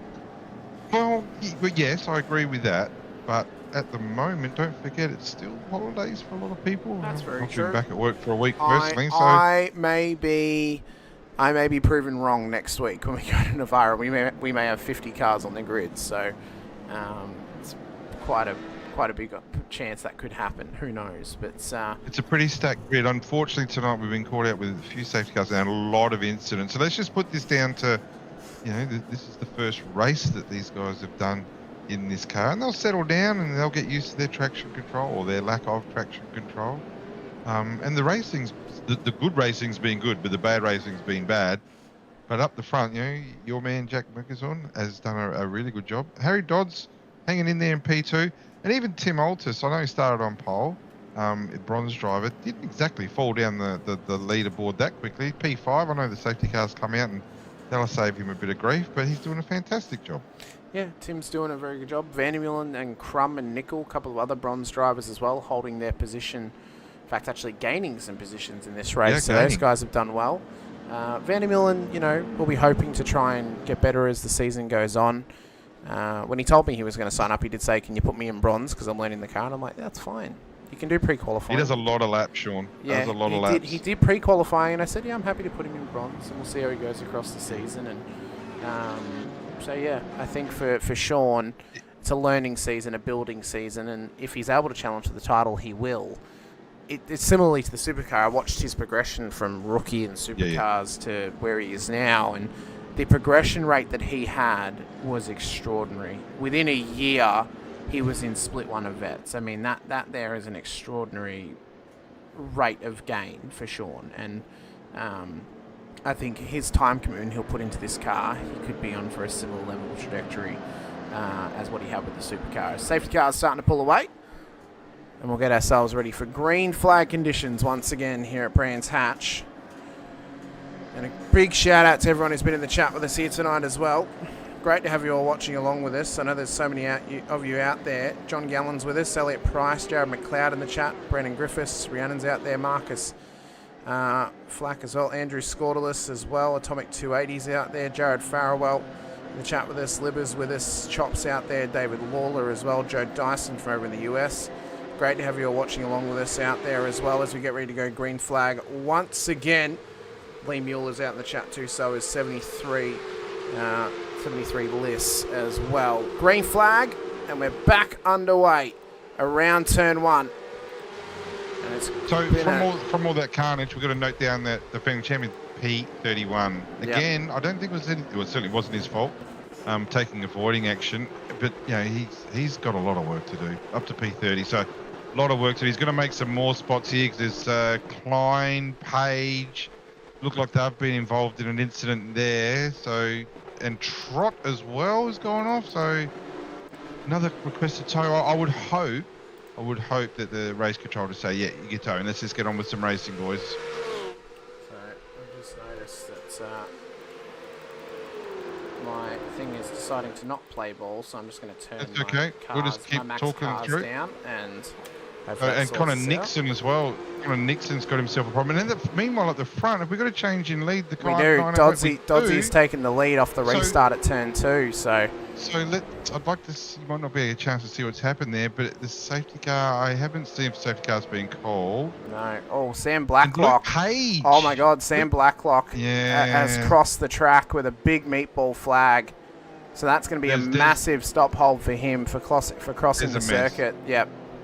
I think there must be a safety car. The cars have certainly backed right out of this. I believe there may be. There is a safety car again. One so, now. Yeah, I would show a replay, but based on how bad it was in terms of the blinking, I don't think I'd be able to be honest with you. So unfortunately, we can't. I have limited my cars down to 43, so that should hopefully help it a little bit. I had them at 60. So that should hopefully fix us up a little bit. There is a car in the barrier down there, I think. Yep. And Blacklock has actually had to come into the pits. And Blacklock, if he came straight into the pits, he'll get a penalty on top of the problems he's already got. It's John, who is that? So John Trott, Page, Lawford's still rolling. Nixon's off the road. Cowling, Fitzgerald, Fleming. I think Gardner is rolling still, but she's trying to get that car back to the lane. It is struggle street for them, but this is the struggle of the rush round, and this is where the importance of being clean, being consistent, having a little bit of luck too, this is where that comes into play, and this is the X factor of the rush round as well. We only get 3 of them in the season. It's 3 opportunities with 2 drop rounds available in the season, 3 opportunities that you could make it or break it. If you can have a good round in a rush round, that will pay you points. It'll pay you massive dividends later on in the season. Massive so generally, dividends. what's the points difference between positions here? If you're coming P10 and P11, it's only a minute points difference. You know, dare I say, risk versus reward. Dump your 4 points or whatever it is between points. You know, because if you're still collecting points when you can see the absolute carnage around, take it, move on next week. The last thing you want to be doing after round 1 is saying, okay, that's 1 drop round tick. You know what I mean? You want to be able to save it for later, as late as you can.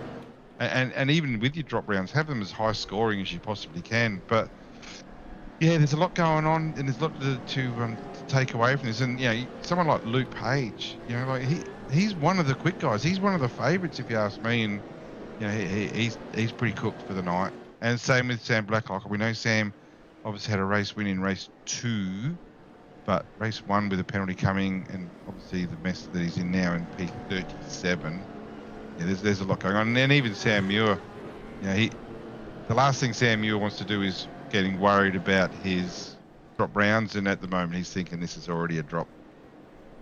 Well, to give you the update on the points differences, so in the feature race, 10 points the difference between P1 and P2, 5 points, then down to P5, and then it's 4 points difference. 4 points. Down to P12, and then it's 3 points, and it just scales as it goes down. So there you go. I was exactly right with 10, 11 saying it's 4 points. And is it really worth potentially dropping down? All you got to do is lose. If you get into a battle and you lose 3 positions, well, effectively you've lost the definition of 2 points, haven't you? Yeah. So don't do it. Just if someone's getting too aggressive behind you, I'd have no issue letting them through. No issue at all, because you're here to accumulate points. Doesn't matter how you do it, so long as you do it fairly. Just keep building the points. And tonight, we've seen from some desperation, potential lost points. And that, at the end of the season, when you look back and you think, okay, I've lost this championship by 10, 20, 30 points, you'll self-reflect and go, oh, yeah, I could have got more points here, I could have got more points there. Don't be one of those guys. Just say, look, I maximised everything that I could out of this. Well, we'll see how it goes off this restart. We've still got 16 minutes to go in race 3 this evening, as the pace car will look to come in at the end of this lap. And I can tell you right now what is causing my blinking issues. It is my CPU. I saw it hit 86% before as I was just checking on Task Manager, so that's a fun time. Daniel Harris seems to be getting himself in a bit of unnecessary trouble tonight. It's just been reported in by Lockie Capel that Lockie's passed him under yellow. I think Dan, if you do watch this broadcast later on, just focus on what you're doing and don't worry about everybody else's. So let's just get on with that type of thing. And because of all the dramas that seem to be happening, safety car's going to be on for one more lap. Now, progression, my man Ryan Mueller, I'm telling you, he has done a good job tonight. He really has. Up 25. He's up 25. I know. And there's more to come. If he keeps his head on his shoulders, which we're seeing a position change there between Mackenzie and Armour. Just come through on JRT. I think that's just fixed it. Yeah, okay. I mean, I did say that I think that Ryan could be a challenger this season for the silver class. He's going to be one to watch, for sure. Yeah. So he's going to be one to watch this season. I think. He really is. Watch too. Well, I could just see in race 2 how much quicker he was than Sam Muir. He was really pushing Sam. It could be Sam might have had some damage. I don't think he did. And it could be tar and track dependent as well. Some people are just naturally good at some tracks, and Ryan could be a jet here. Didn't see when he came in race 1. Missed it. Didn't catch my eye, but certainly caught my eye in race 2. Well, and has already caught my eye in race 3. One thing we know now is with this safety car, especially being an extended safety car period, race 3 should be without a pit stop now. They should be able to make it home on their fuel. We do run 35% fuel, so that normally would mean they need one stop in the 30-minute race. Tonight, now with a safety car, they don't need to. So this should be just them running to the end without needing to come into pit lane. So that'll be an interesting factor for tonight as well. Next week, in the 40-minute race, we know we'll get a pit stop. Not even one safety car will fix that. That'll take 2 or 3. As Angus Lawford gets his wave around at the moment. So I'll tell you what now, if I was a spotter for any of these guys next week, I'd be saying you don't pit that car. Do not pit that car, because I know there'll be an absolute rush if there's a first safety car out next week in a 40-minute race to pit. But I'll tell you what, 2 or 3 safety cars, you might be able to get it home. Anyway, but that's next week. We'll talk about this week.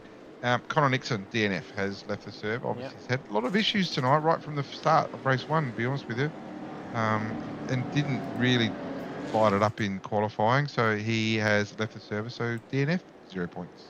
Yep, 0 points for Connor, unfortunately, this evening. But we'll get ourselves prepped and ready for a restart procedure here momentarily. Jordan Ferguson should pull away with the safety car when he comes around turn 7 in a few moments' time. Dodds and Michelson, they looked clean off this restart. I think out of that top 10, I'm looking at the names: Stanley, Gray, McNamara, Stewart. They're going to be ones that'll more than likely challenge for the race lead, but also that big name in there, Season 1 champion Simon Mizomo, up in P6 at the moment as well. So there's some big challenges up there. They're not going to get it for free. No, they won't. They won't. But there's a lot of silver and bronzes in the top 10, and we're not far away from a restart here. It'll be interesting to see. Look, there's 12 minutes to go. We don't want any more safety cars. Let's just get on with it. Race control. We don't need safety cars from here on. We just want to see about 6 laps to go, I would think. 6, maybe 7 laps to go. We want to see some hard, fast racing here and keep it fair and keep it clean. Well, we'll see how they go off of the restart, as Harry Dodds will lead us away for the first time this season. He's gone green through turn 9. Early jump. It was a very early jump, but Michelson has picked it perfectly. Yeah. He's gone with him. And that is Michael's been good into Oh, turn 2. there was net code there. There was net code. Was there? Yep. Okay. Yep, there was some net code in that. Okay. Didn't see it, but there's a lot going on there. Yeah, that's a shame. I didn't see the contact. I didn't see the contact at all. Dodds will be filthy about that. He will indeed. As we come around turn 3 once again. Oh, another one off. And up 96. towards 4. Yep, there's a couple of cars off. Tazikas has been off, and Armour as well, I believe. Dodds requesting a tow. Just seriously, race control.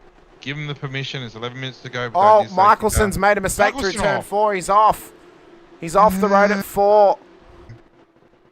So we've got Brady Stanley up in P1 with Sean McNamara, P2. Too many tows, too many tows.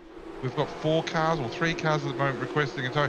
Macca's a big chance here. Macca is a huge chance here. Oh, yeah, he is. Watch him. He could get himself a win. If there's no safety car, Macca wins this race. We'll see. We've got 10.5 minutes to go. And race control may opt to not call the safety car just to try and cleanse the field a little bit and let them spread. Yeah, that's what needs to happen. Safety cars are breeding safety cars. Stanley got a very good drive there out of I think 7 8. Sorry, he 7 and 8. is a former race winner. Won out at Chicago last season. Yep. And he'd love to start off his campaign with a feature race win in round 1. That would be huge for his championship aspirations. But McNamara's going to put everything on him. My JRT table is just going nuts at the moment. There's car swap positions all over the place. Well, this doesn't need that. There's some severe battles going on where you don't really need them to be going on. Like Nickel just then unnecessarily hard defending against Mueller, and has, as a result of probably too harsh defending, has dropped even more positions. But it's all going up at the front. Oh, jeez, come on, Macca. I don't know you, Brady. Don't take this badly, mate. But he's a mate of mine, and I haven't seen him win a race, so it's great to see him being so competitive. Well, he's starting to put pressure on him. You should have put your hand up for a split 1 race control. You might have actually seen him win a race, Brenton. But Jack Anderson's now off the road as well. I know he wins races. I know he wins. I haven't seen him win one. Oh, well, okay. Okay, I see. Ryan Mueller, though, is having a great race thus far. P8 up 31 at the moment. What a great effort from Ryan tonight. Is driving the skin out of this car. And what a race at the moment, by the way, for the Pelicans of Pacific Esports Racing. P1 and P2 in the silver class at the moment, with Dylan Gray leading the way for that class. It's fantastic to see for those guys out there as well. There is under 10 minutes to go. Fastest lap of the race for Mackenzie Stewart. But it's just been pipped by Ryan Bettis. So more and more is starting. Mueller has just made really short work of Tyson Broad. Really short work of him. He's already gone past Tyson Broad. Didn't expect that. I thought Tyson might have been able to put up a bit more of a defence there. Tyson might have some damage, but that was particularly easy. And now Mueller's got Crum and Mizomo, certainly Crum in his sights, and I would think he's going to make pretty short work of the next driver. Bronze class, fastest lap. There's quite a big difference in the fastest lap between the two of them.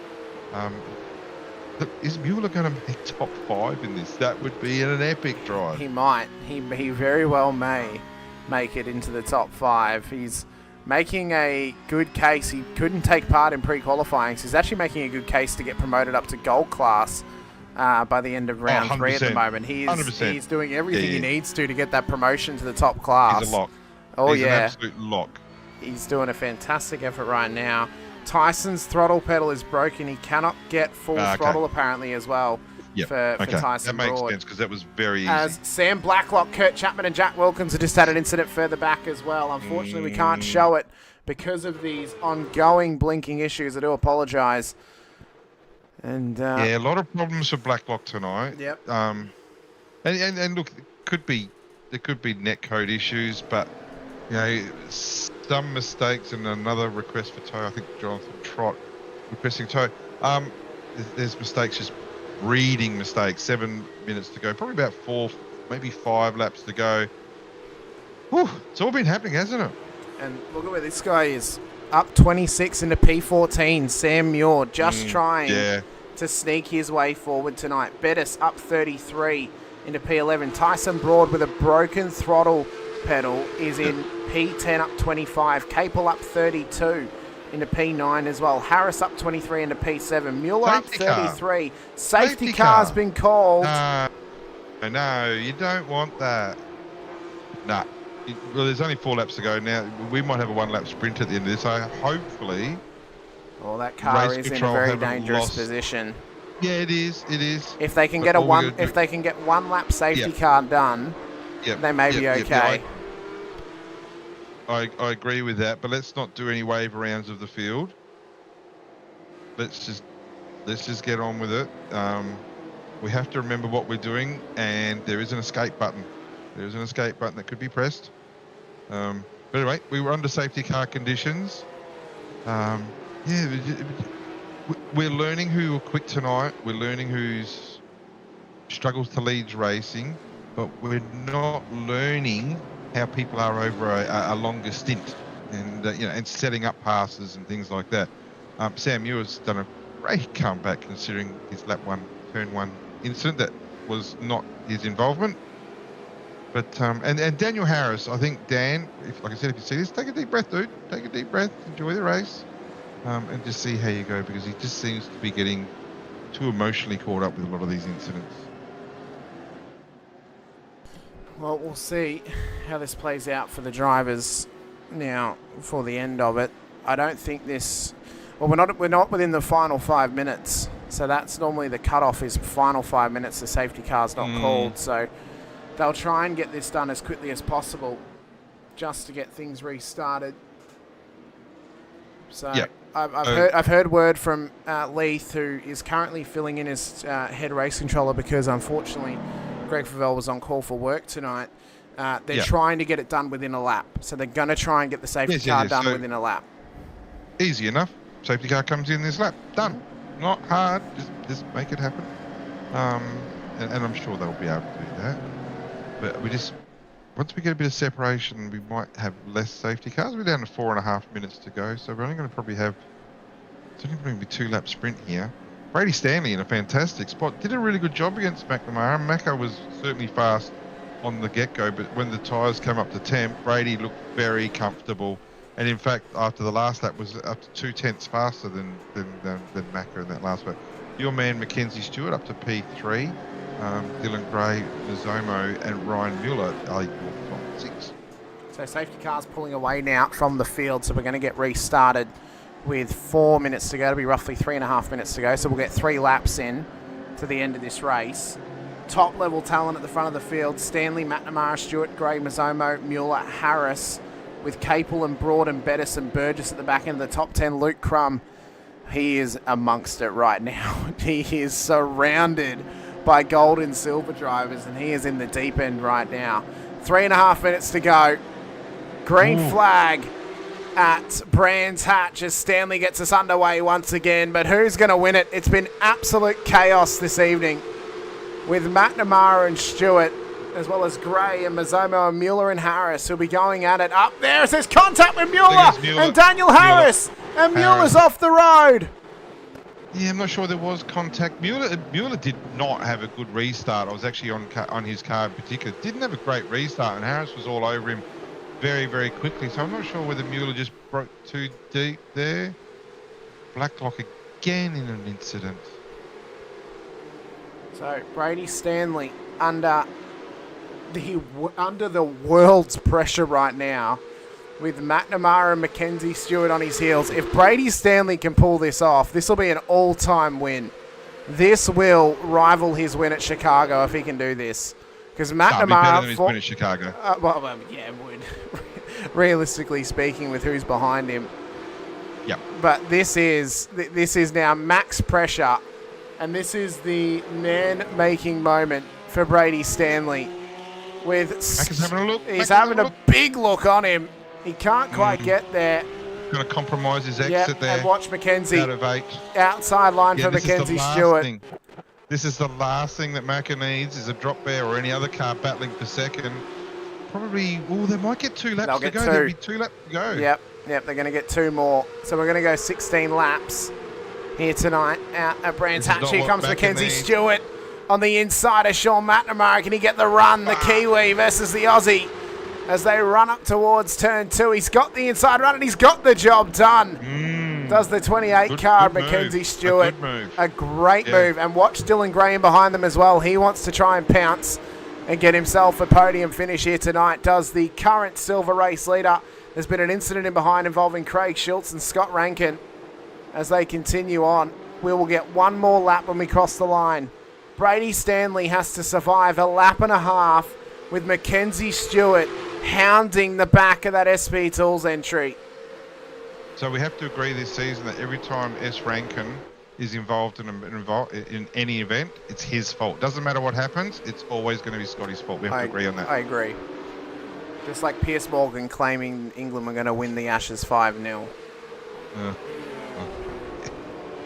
Righto, so up the front, Mackenzie Stewart is all over the back of Brady. Brady made a mistake on the exit of 7 there, and another mistake. Actually, they both made a mistake on the exit of 8. Both went wide, didn't get on the power quite dry as quick. Macca in the background, probably got the 1 lap to go. It looks like he's having tyre temp problems. He's actually still doing some weaving to get some temp up. And what a good drive out of the last corner there by Mackenzie Stewart. I'll let you call the last lap. Well, we've got 30 seconds on the clock. We've got 1 lap to go. 3.9 Ks. Here comes Mackenzie Stewart on the inside at 1. Sean McNamara is a chance if these two come together. He's going to try and sneak his way through past Stanley as Mackenzie Stewart comes past. Can McNamara do the same? But he's going to be caught on the outside at 3. Can't quite get there. So Stewart now into the race leader. McNamara gets past a P2. But he's got at least 2 car lengths up to the back of Mackenzie Stewart's car. Watch Daniel Harris. Daniel Harris, what a dive on Dylan Gray. Gets up into P4 and now looks to try and chase down Brady Stanley and Sean McNamara. Mackenzie Stewart's clear at the moment though, as Stanley's going to come back at Macca through Hawthorn. Can he try and get it done up at turn 7, or is he going to have to settle for P3? There's only a few corners left, really only 1 passing opportunity left around the whole circuit. Mackenzie Stewart though, with 3 car lengths and 0.8 of a second gap back to McNamara, is looking to take home an all-time win in the feature race and take home a 2nd race win tonight for Orbit Drop Bear. Daniel Harris on the outside of Stanley. McNamara's clear in P2, but it's Mackenzie Stewart who'll take home the race win in race 3. 150 points, thank you very much, with McNamara P2 and Stanley survives in P3. Ahead of Harris and Bettis, Gray wins it for the Silvers, and Luke Crum will win it for the Bronze class. Right now, race stewards are saying, thank God that's over. Well, what a good run by Mackenzie Stewart. Congratulations to him. Did you see that move by Daniel Harris? Yeah. Into turn 4? That was crazy deep. It was ridiculous deep, and it stuck. So, wow, the speed difference going to 4, I just thought this is going to be Armageddon here, but he held it up. He did it right, and he made some gains. I mean, good job. Harris, 8.5 KI rating, was a Final 4 contestant in the Vic State Series Esports last year as well. This guy is pure talent, and that was a great move on Dylan Gray, it has to be said. But Mackenzie Stewart winning it for the Kiwis and taking home an all-time race win for himself here tonight. Joins the likes of Corey Lazarus as Kiwi race winners as we set ourselves up once again for the end of this race. Sam Blacklock's gone into the green room. I'm going to assume he's looking for the RC waiting room So we'll chat to him post. We'll chat to him post race to see what he's feeling, because we only talked to the feature race result getters. So the safety car didn't actually come last that race, just for the record. Actually beat a couple of guys, beat Connor Nixon and Rick Carling Fitzgerald. So well done, safety car. Great job to the safety car. Fantastic effort. We'll chat to Mr. Blacklock as we wait for our other drivers to come through as well.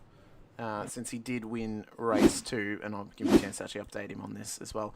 Hello, Mr. Blacklock. Welcome in. We're going to have a quick chat too while we wait for the others, since you won race 2. For future reference, we only speak to the feature race class finishers. So gold winner, silver winner, bronze winner, but that's fine. You've shown up. You've shown up for a chat. We'll have a quick chat to you. How was your race in race 1, race 2, race 3, and how are you feeling after experiencing the absolute giga chad that is the rush round? Hey guys.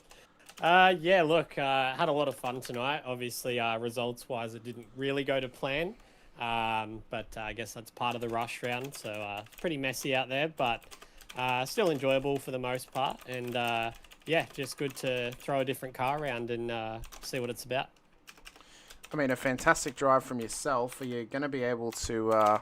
Put in a full season with us here, or is there going to be a couple of rounds you may miss?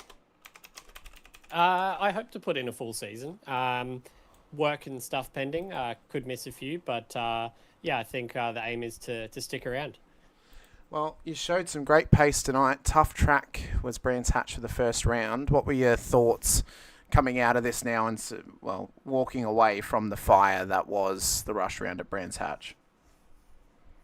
Yeah, really on edge track in this car. A lot of corners you've got to commit super early and just hope the car's there for you. So, yeah, definitely an interesting choice being the rush round and being so narrow. But yeah, look, I'm looking forward to getting to throw this car around on some different tracks. Haven't really driven it much since it's come out. So, yeah, really looking forward to seeing what it's about on the other tracks, and you know, also hopefully having some more good racing. Well, Navarra next week should be a good test. Nice wide circuit, 20 and a 40-minute races to come our way, so that should be a lot of fun for us out there. I'm assuming we're just going to let Mackenzie give the shout out to the team sponsors tonight, or do you want to give it a crack as well? No, I'll let Mackenzie do that. He's a bit of a goldfish, so hopefully he remembers them. Well, thanks so much, Sam. Best of luck next week out at Navarra, and appreciate you stopping in for a chat. Thanks, guys. See ya. See ya. Well, our bronze class winner here this evening is a man that has raced with us in the past here in the IRWC, but never in the Porsche Cup Series. It is Mr. Luke Crum. Crummy, how in the hell have you pulled that off? I have no idea, because I'm no good at these cars. First time racing them. Up 6P9. I mean, yeah, mate. Can I list some names that you beat in that race, please, so you can't make that claim anymore? Luke Swan, Sam Muir, Lachlan Capel, Tyson Broad, Jake Edwards, Dylan Shepherd, Miles Burgess, Sam Blacklock, our good friend Jack Michelson as well, and I think most importantly you beat Jack Anderson tonight too. So that's a pretty big win for you. But man, what a race! What was the feeling in race 3 when you were surrounded by that talent pool up in the top 10? Yeah, it was, I try not to look at the names, it's just another car on track, but basically I was just like, right, I'm here, if they dive me, I'll just run my own race and try not to open the gaps too much, so that I could just slip in behind them, basically. But yeah, I mean, it was pretty measured tonight. That's, you know, as you know, that's why they call me the doctor, I suppose. I suppose that's a good point. How did you find the dreaded rush round, Crummy? I mean, it was really good, actually. I liked it. As a driver, it was kept you on your toes. It was really good. And the track, like, you know, there's probably some people that will whine about it, but I loved it. I reckon it was great for the cars. The most challenging thing was probably keeping the tyres in temp. And that was a really good equaliser, because I was just as fast as those front guys on those first couple of laps after the safety car on cold tyres. So I think that's how I was able to sort of hold it as much as I could. Well, I mean, it was a messy race, but I mean, I suppose we could also make a claim that there's a little bit of maybe brain cloudiness from the black hole week between Christmas and New Year's, possibly, and a slight break between races as well. But I think the rest of the season should be good too. Navarra next week. How are you feeling going into that one with a 20-minute sprint and a 40-minute feature to come our way? Mate, I'll just do what I did tonight and do a little bit of practice and keep it cool, and just one race at a time, one lap at a time. That's all it takes. Well, a great effort tonight, Crummy. Well done. Congratulations. Is there anyone you want to give a shout out to before we let you go? Yeah, so Chops Remote Tech Support, JDRF Australia, Thorntech Electrical, and Knight Rider Designs, as well as the LCR Esports guys. So, yep. And thanks for broadcasting tonight, guys. Thanks so much for coming over to chat to us, Crummy. Really appreciate it. Best of luck out at Navarra next week. No worries, thank you. Thank you. Next up, we have our silver class winner here this evening of Pacific Esports Racing, who drove very, very well out there tonight, it must be said. It is Dylan Gray. Dylan, congratulations. Silver class race win for yourself tonight. A top 6 finish as well. Fantastic effort. It was looking to be a 1-2 finish for the team. Unfortunately, Ryan was knocked out at the end of the race there, but a solid result for yourself. Congratulations.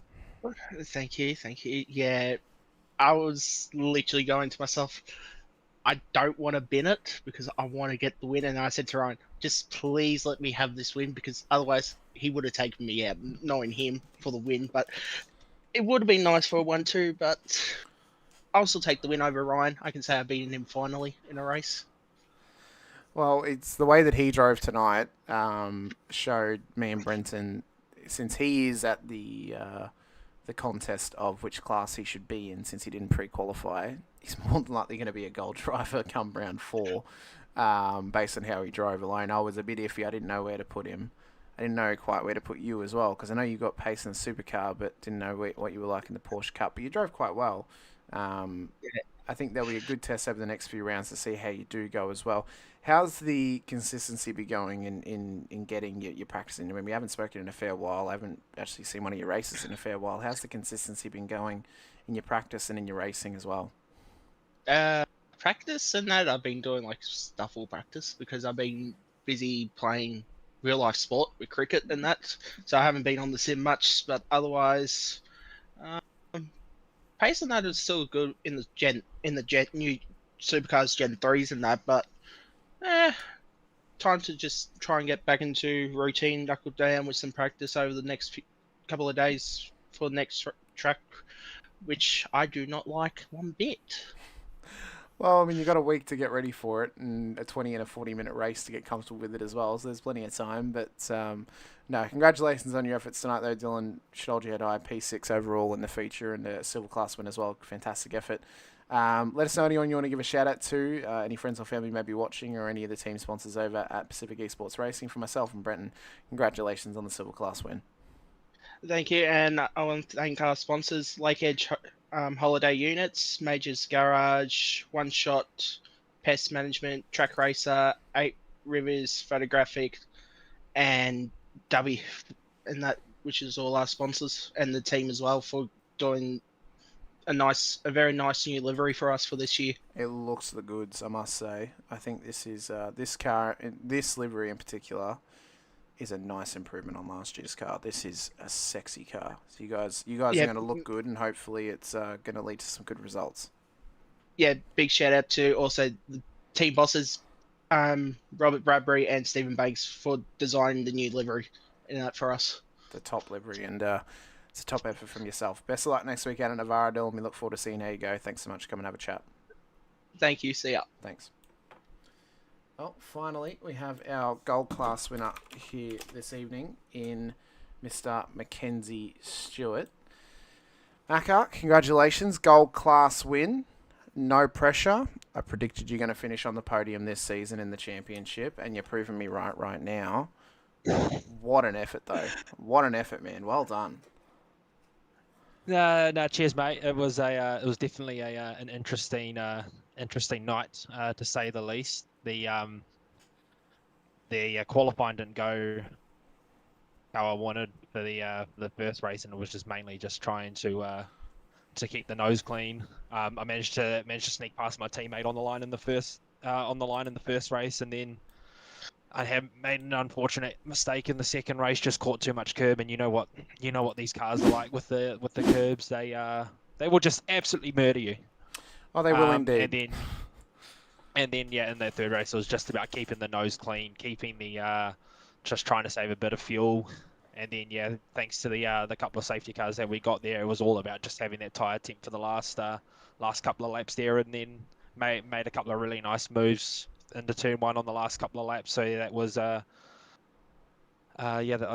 we're very happy to come away with a feature win tonight.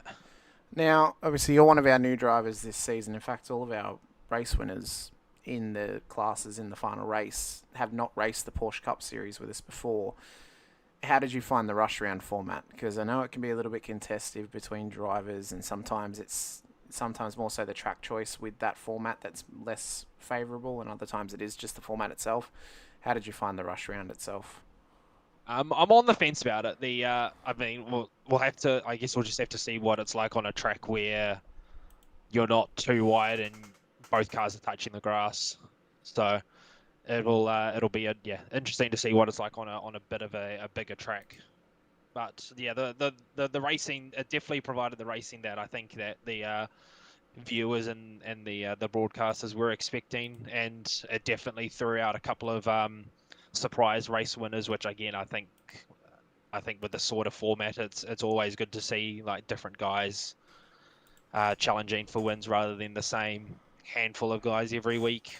But yeah, no, I mean it was definitely a fun race in that last like 2 or 3 laps. Well, our next 2 rush rounds this season, our only 2 that remain, is Motegi and Circuit of the Americas. So I think both of them are going to throw out a good test for the format. I think with the fact that Coda is so wide, that'll probably lead to quite good racing across all 3 races. Motegi's an in-betweener, so we'll see how that goes. Navarra next week, Mackenzie sprint round, 20-minute race, 40-minute feature. How are you feeling going into that one?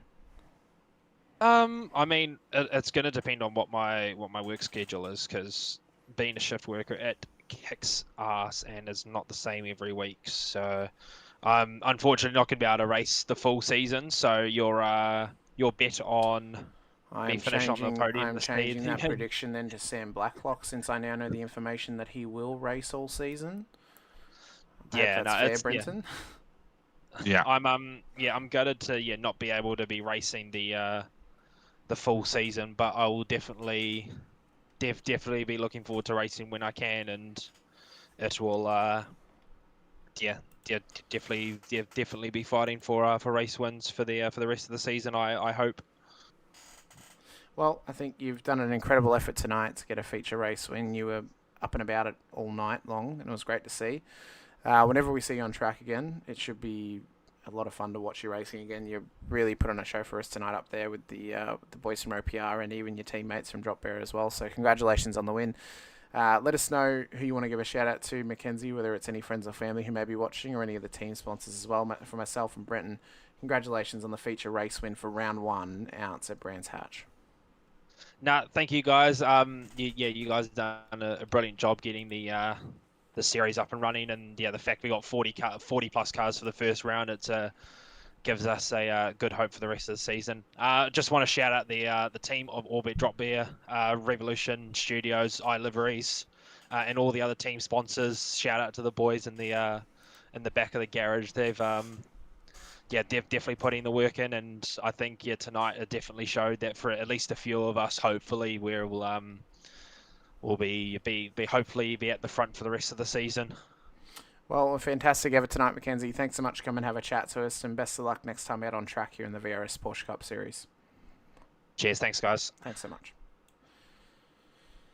Well, Brenton, that'll bring an end to our racing tonight. I just want to preface a lot going on. There's a lot going on in the Discord right now, so obviously there's a lot of drivers with a lot of opinions, and they're all trying to sort themselves out at the moment. I do just want to preface before we wrap up, I do apologise for the blinking issues.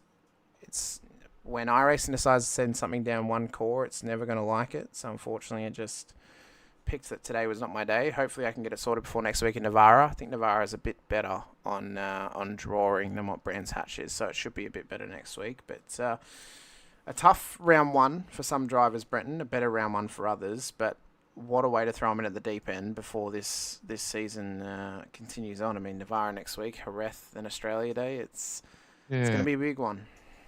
Yeah, it is. There were plenty of points on offer tonight, and to be honest, if I know Drop Bear, actually, they won 2 of the races tonight, so they've had a good night. But there's also what could have been. Like if you're on the front row of the grid, like Blacklock and Capel were in race 1, you would expect that you would maximise the night considering what was going on. But Sam had a disappointing night. We know that.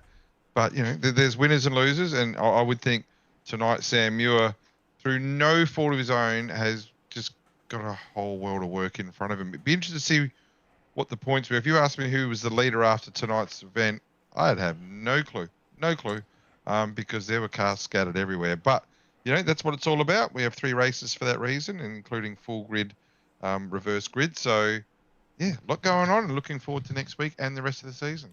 As I said, next week we head out to Circuito de Nevada for round 2, first sprint round of the season, a 20-minute sprint and a 40-minute feature to come your way when we go racing next Monday night, January 12th, 2026. You guys don't want to miss any of that action, so be sure to hit the like button, the subscribe, the bell icon too, so you're notified whenever we go racing right here on the channel. Massive thank you to our series sponsors, including our title sponsors, VRS Virtual Racing School, as well as us here at Infinity Broadcasting, SPP Graphics and Blackheart Designs as well. I've been Hamish Munro Brenton O'Brien alongside. This has been round 1 of season 4 of the VRS Porsche Cup Series, live from Brands Hatch. Chaos personified here this evening. Hopefully it tightens itself up before next week out at Navarra, but until then, stay safe, drive hard, and as always, bye for now.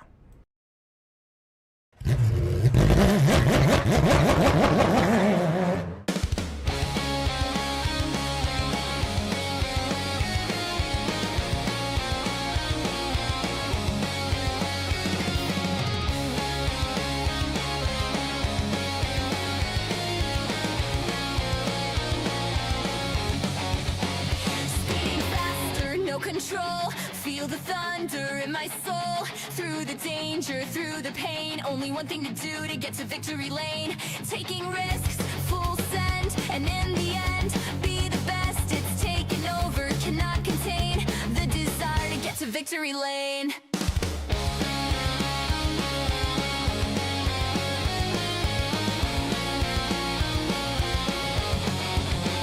I hear the echoes of the past, the roaring ghosts that never last. But here I stand, the finish line.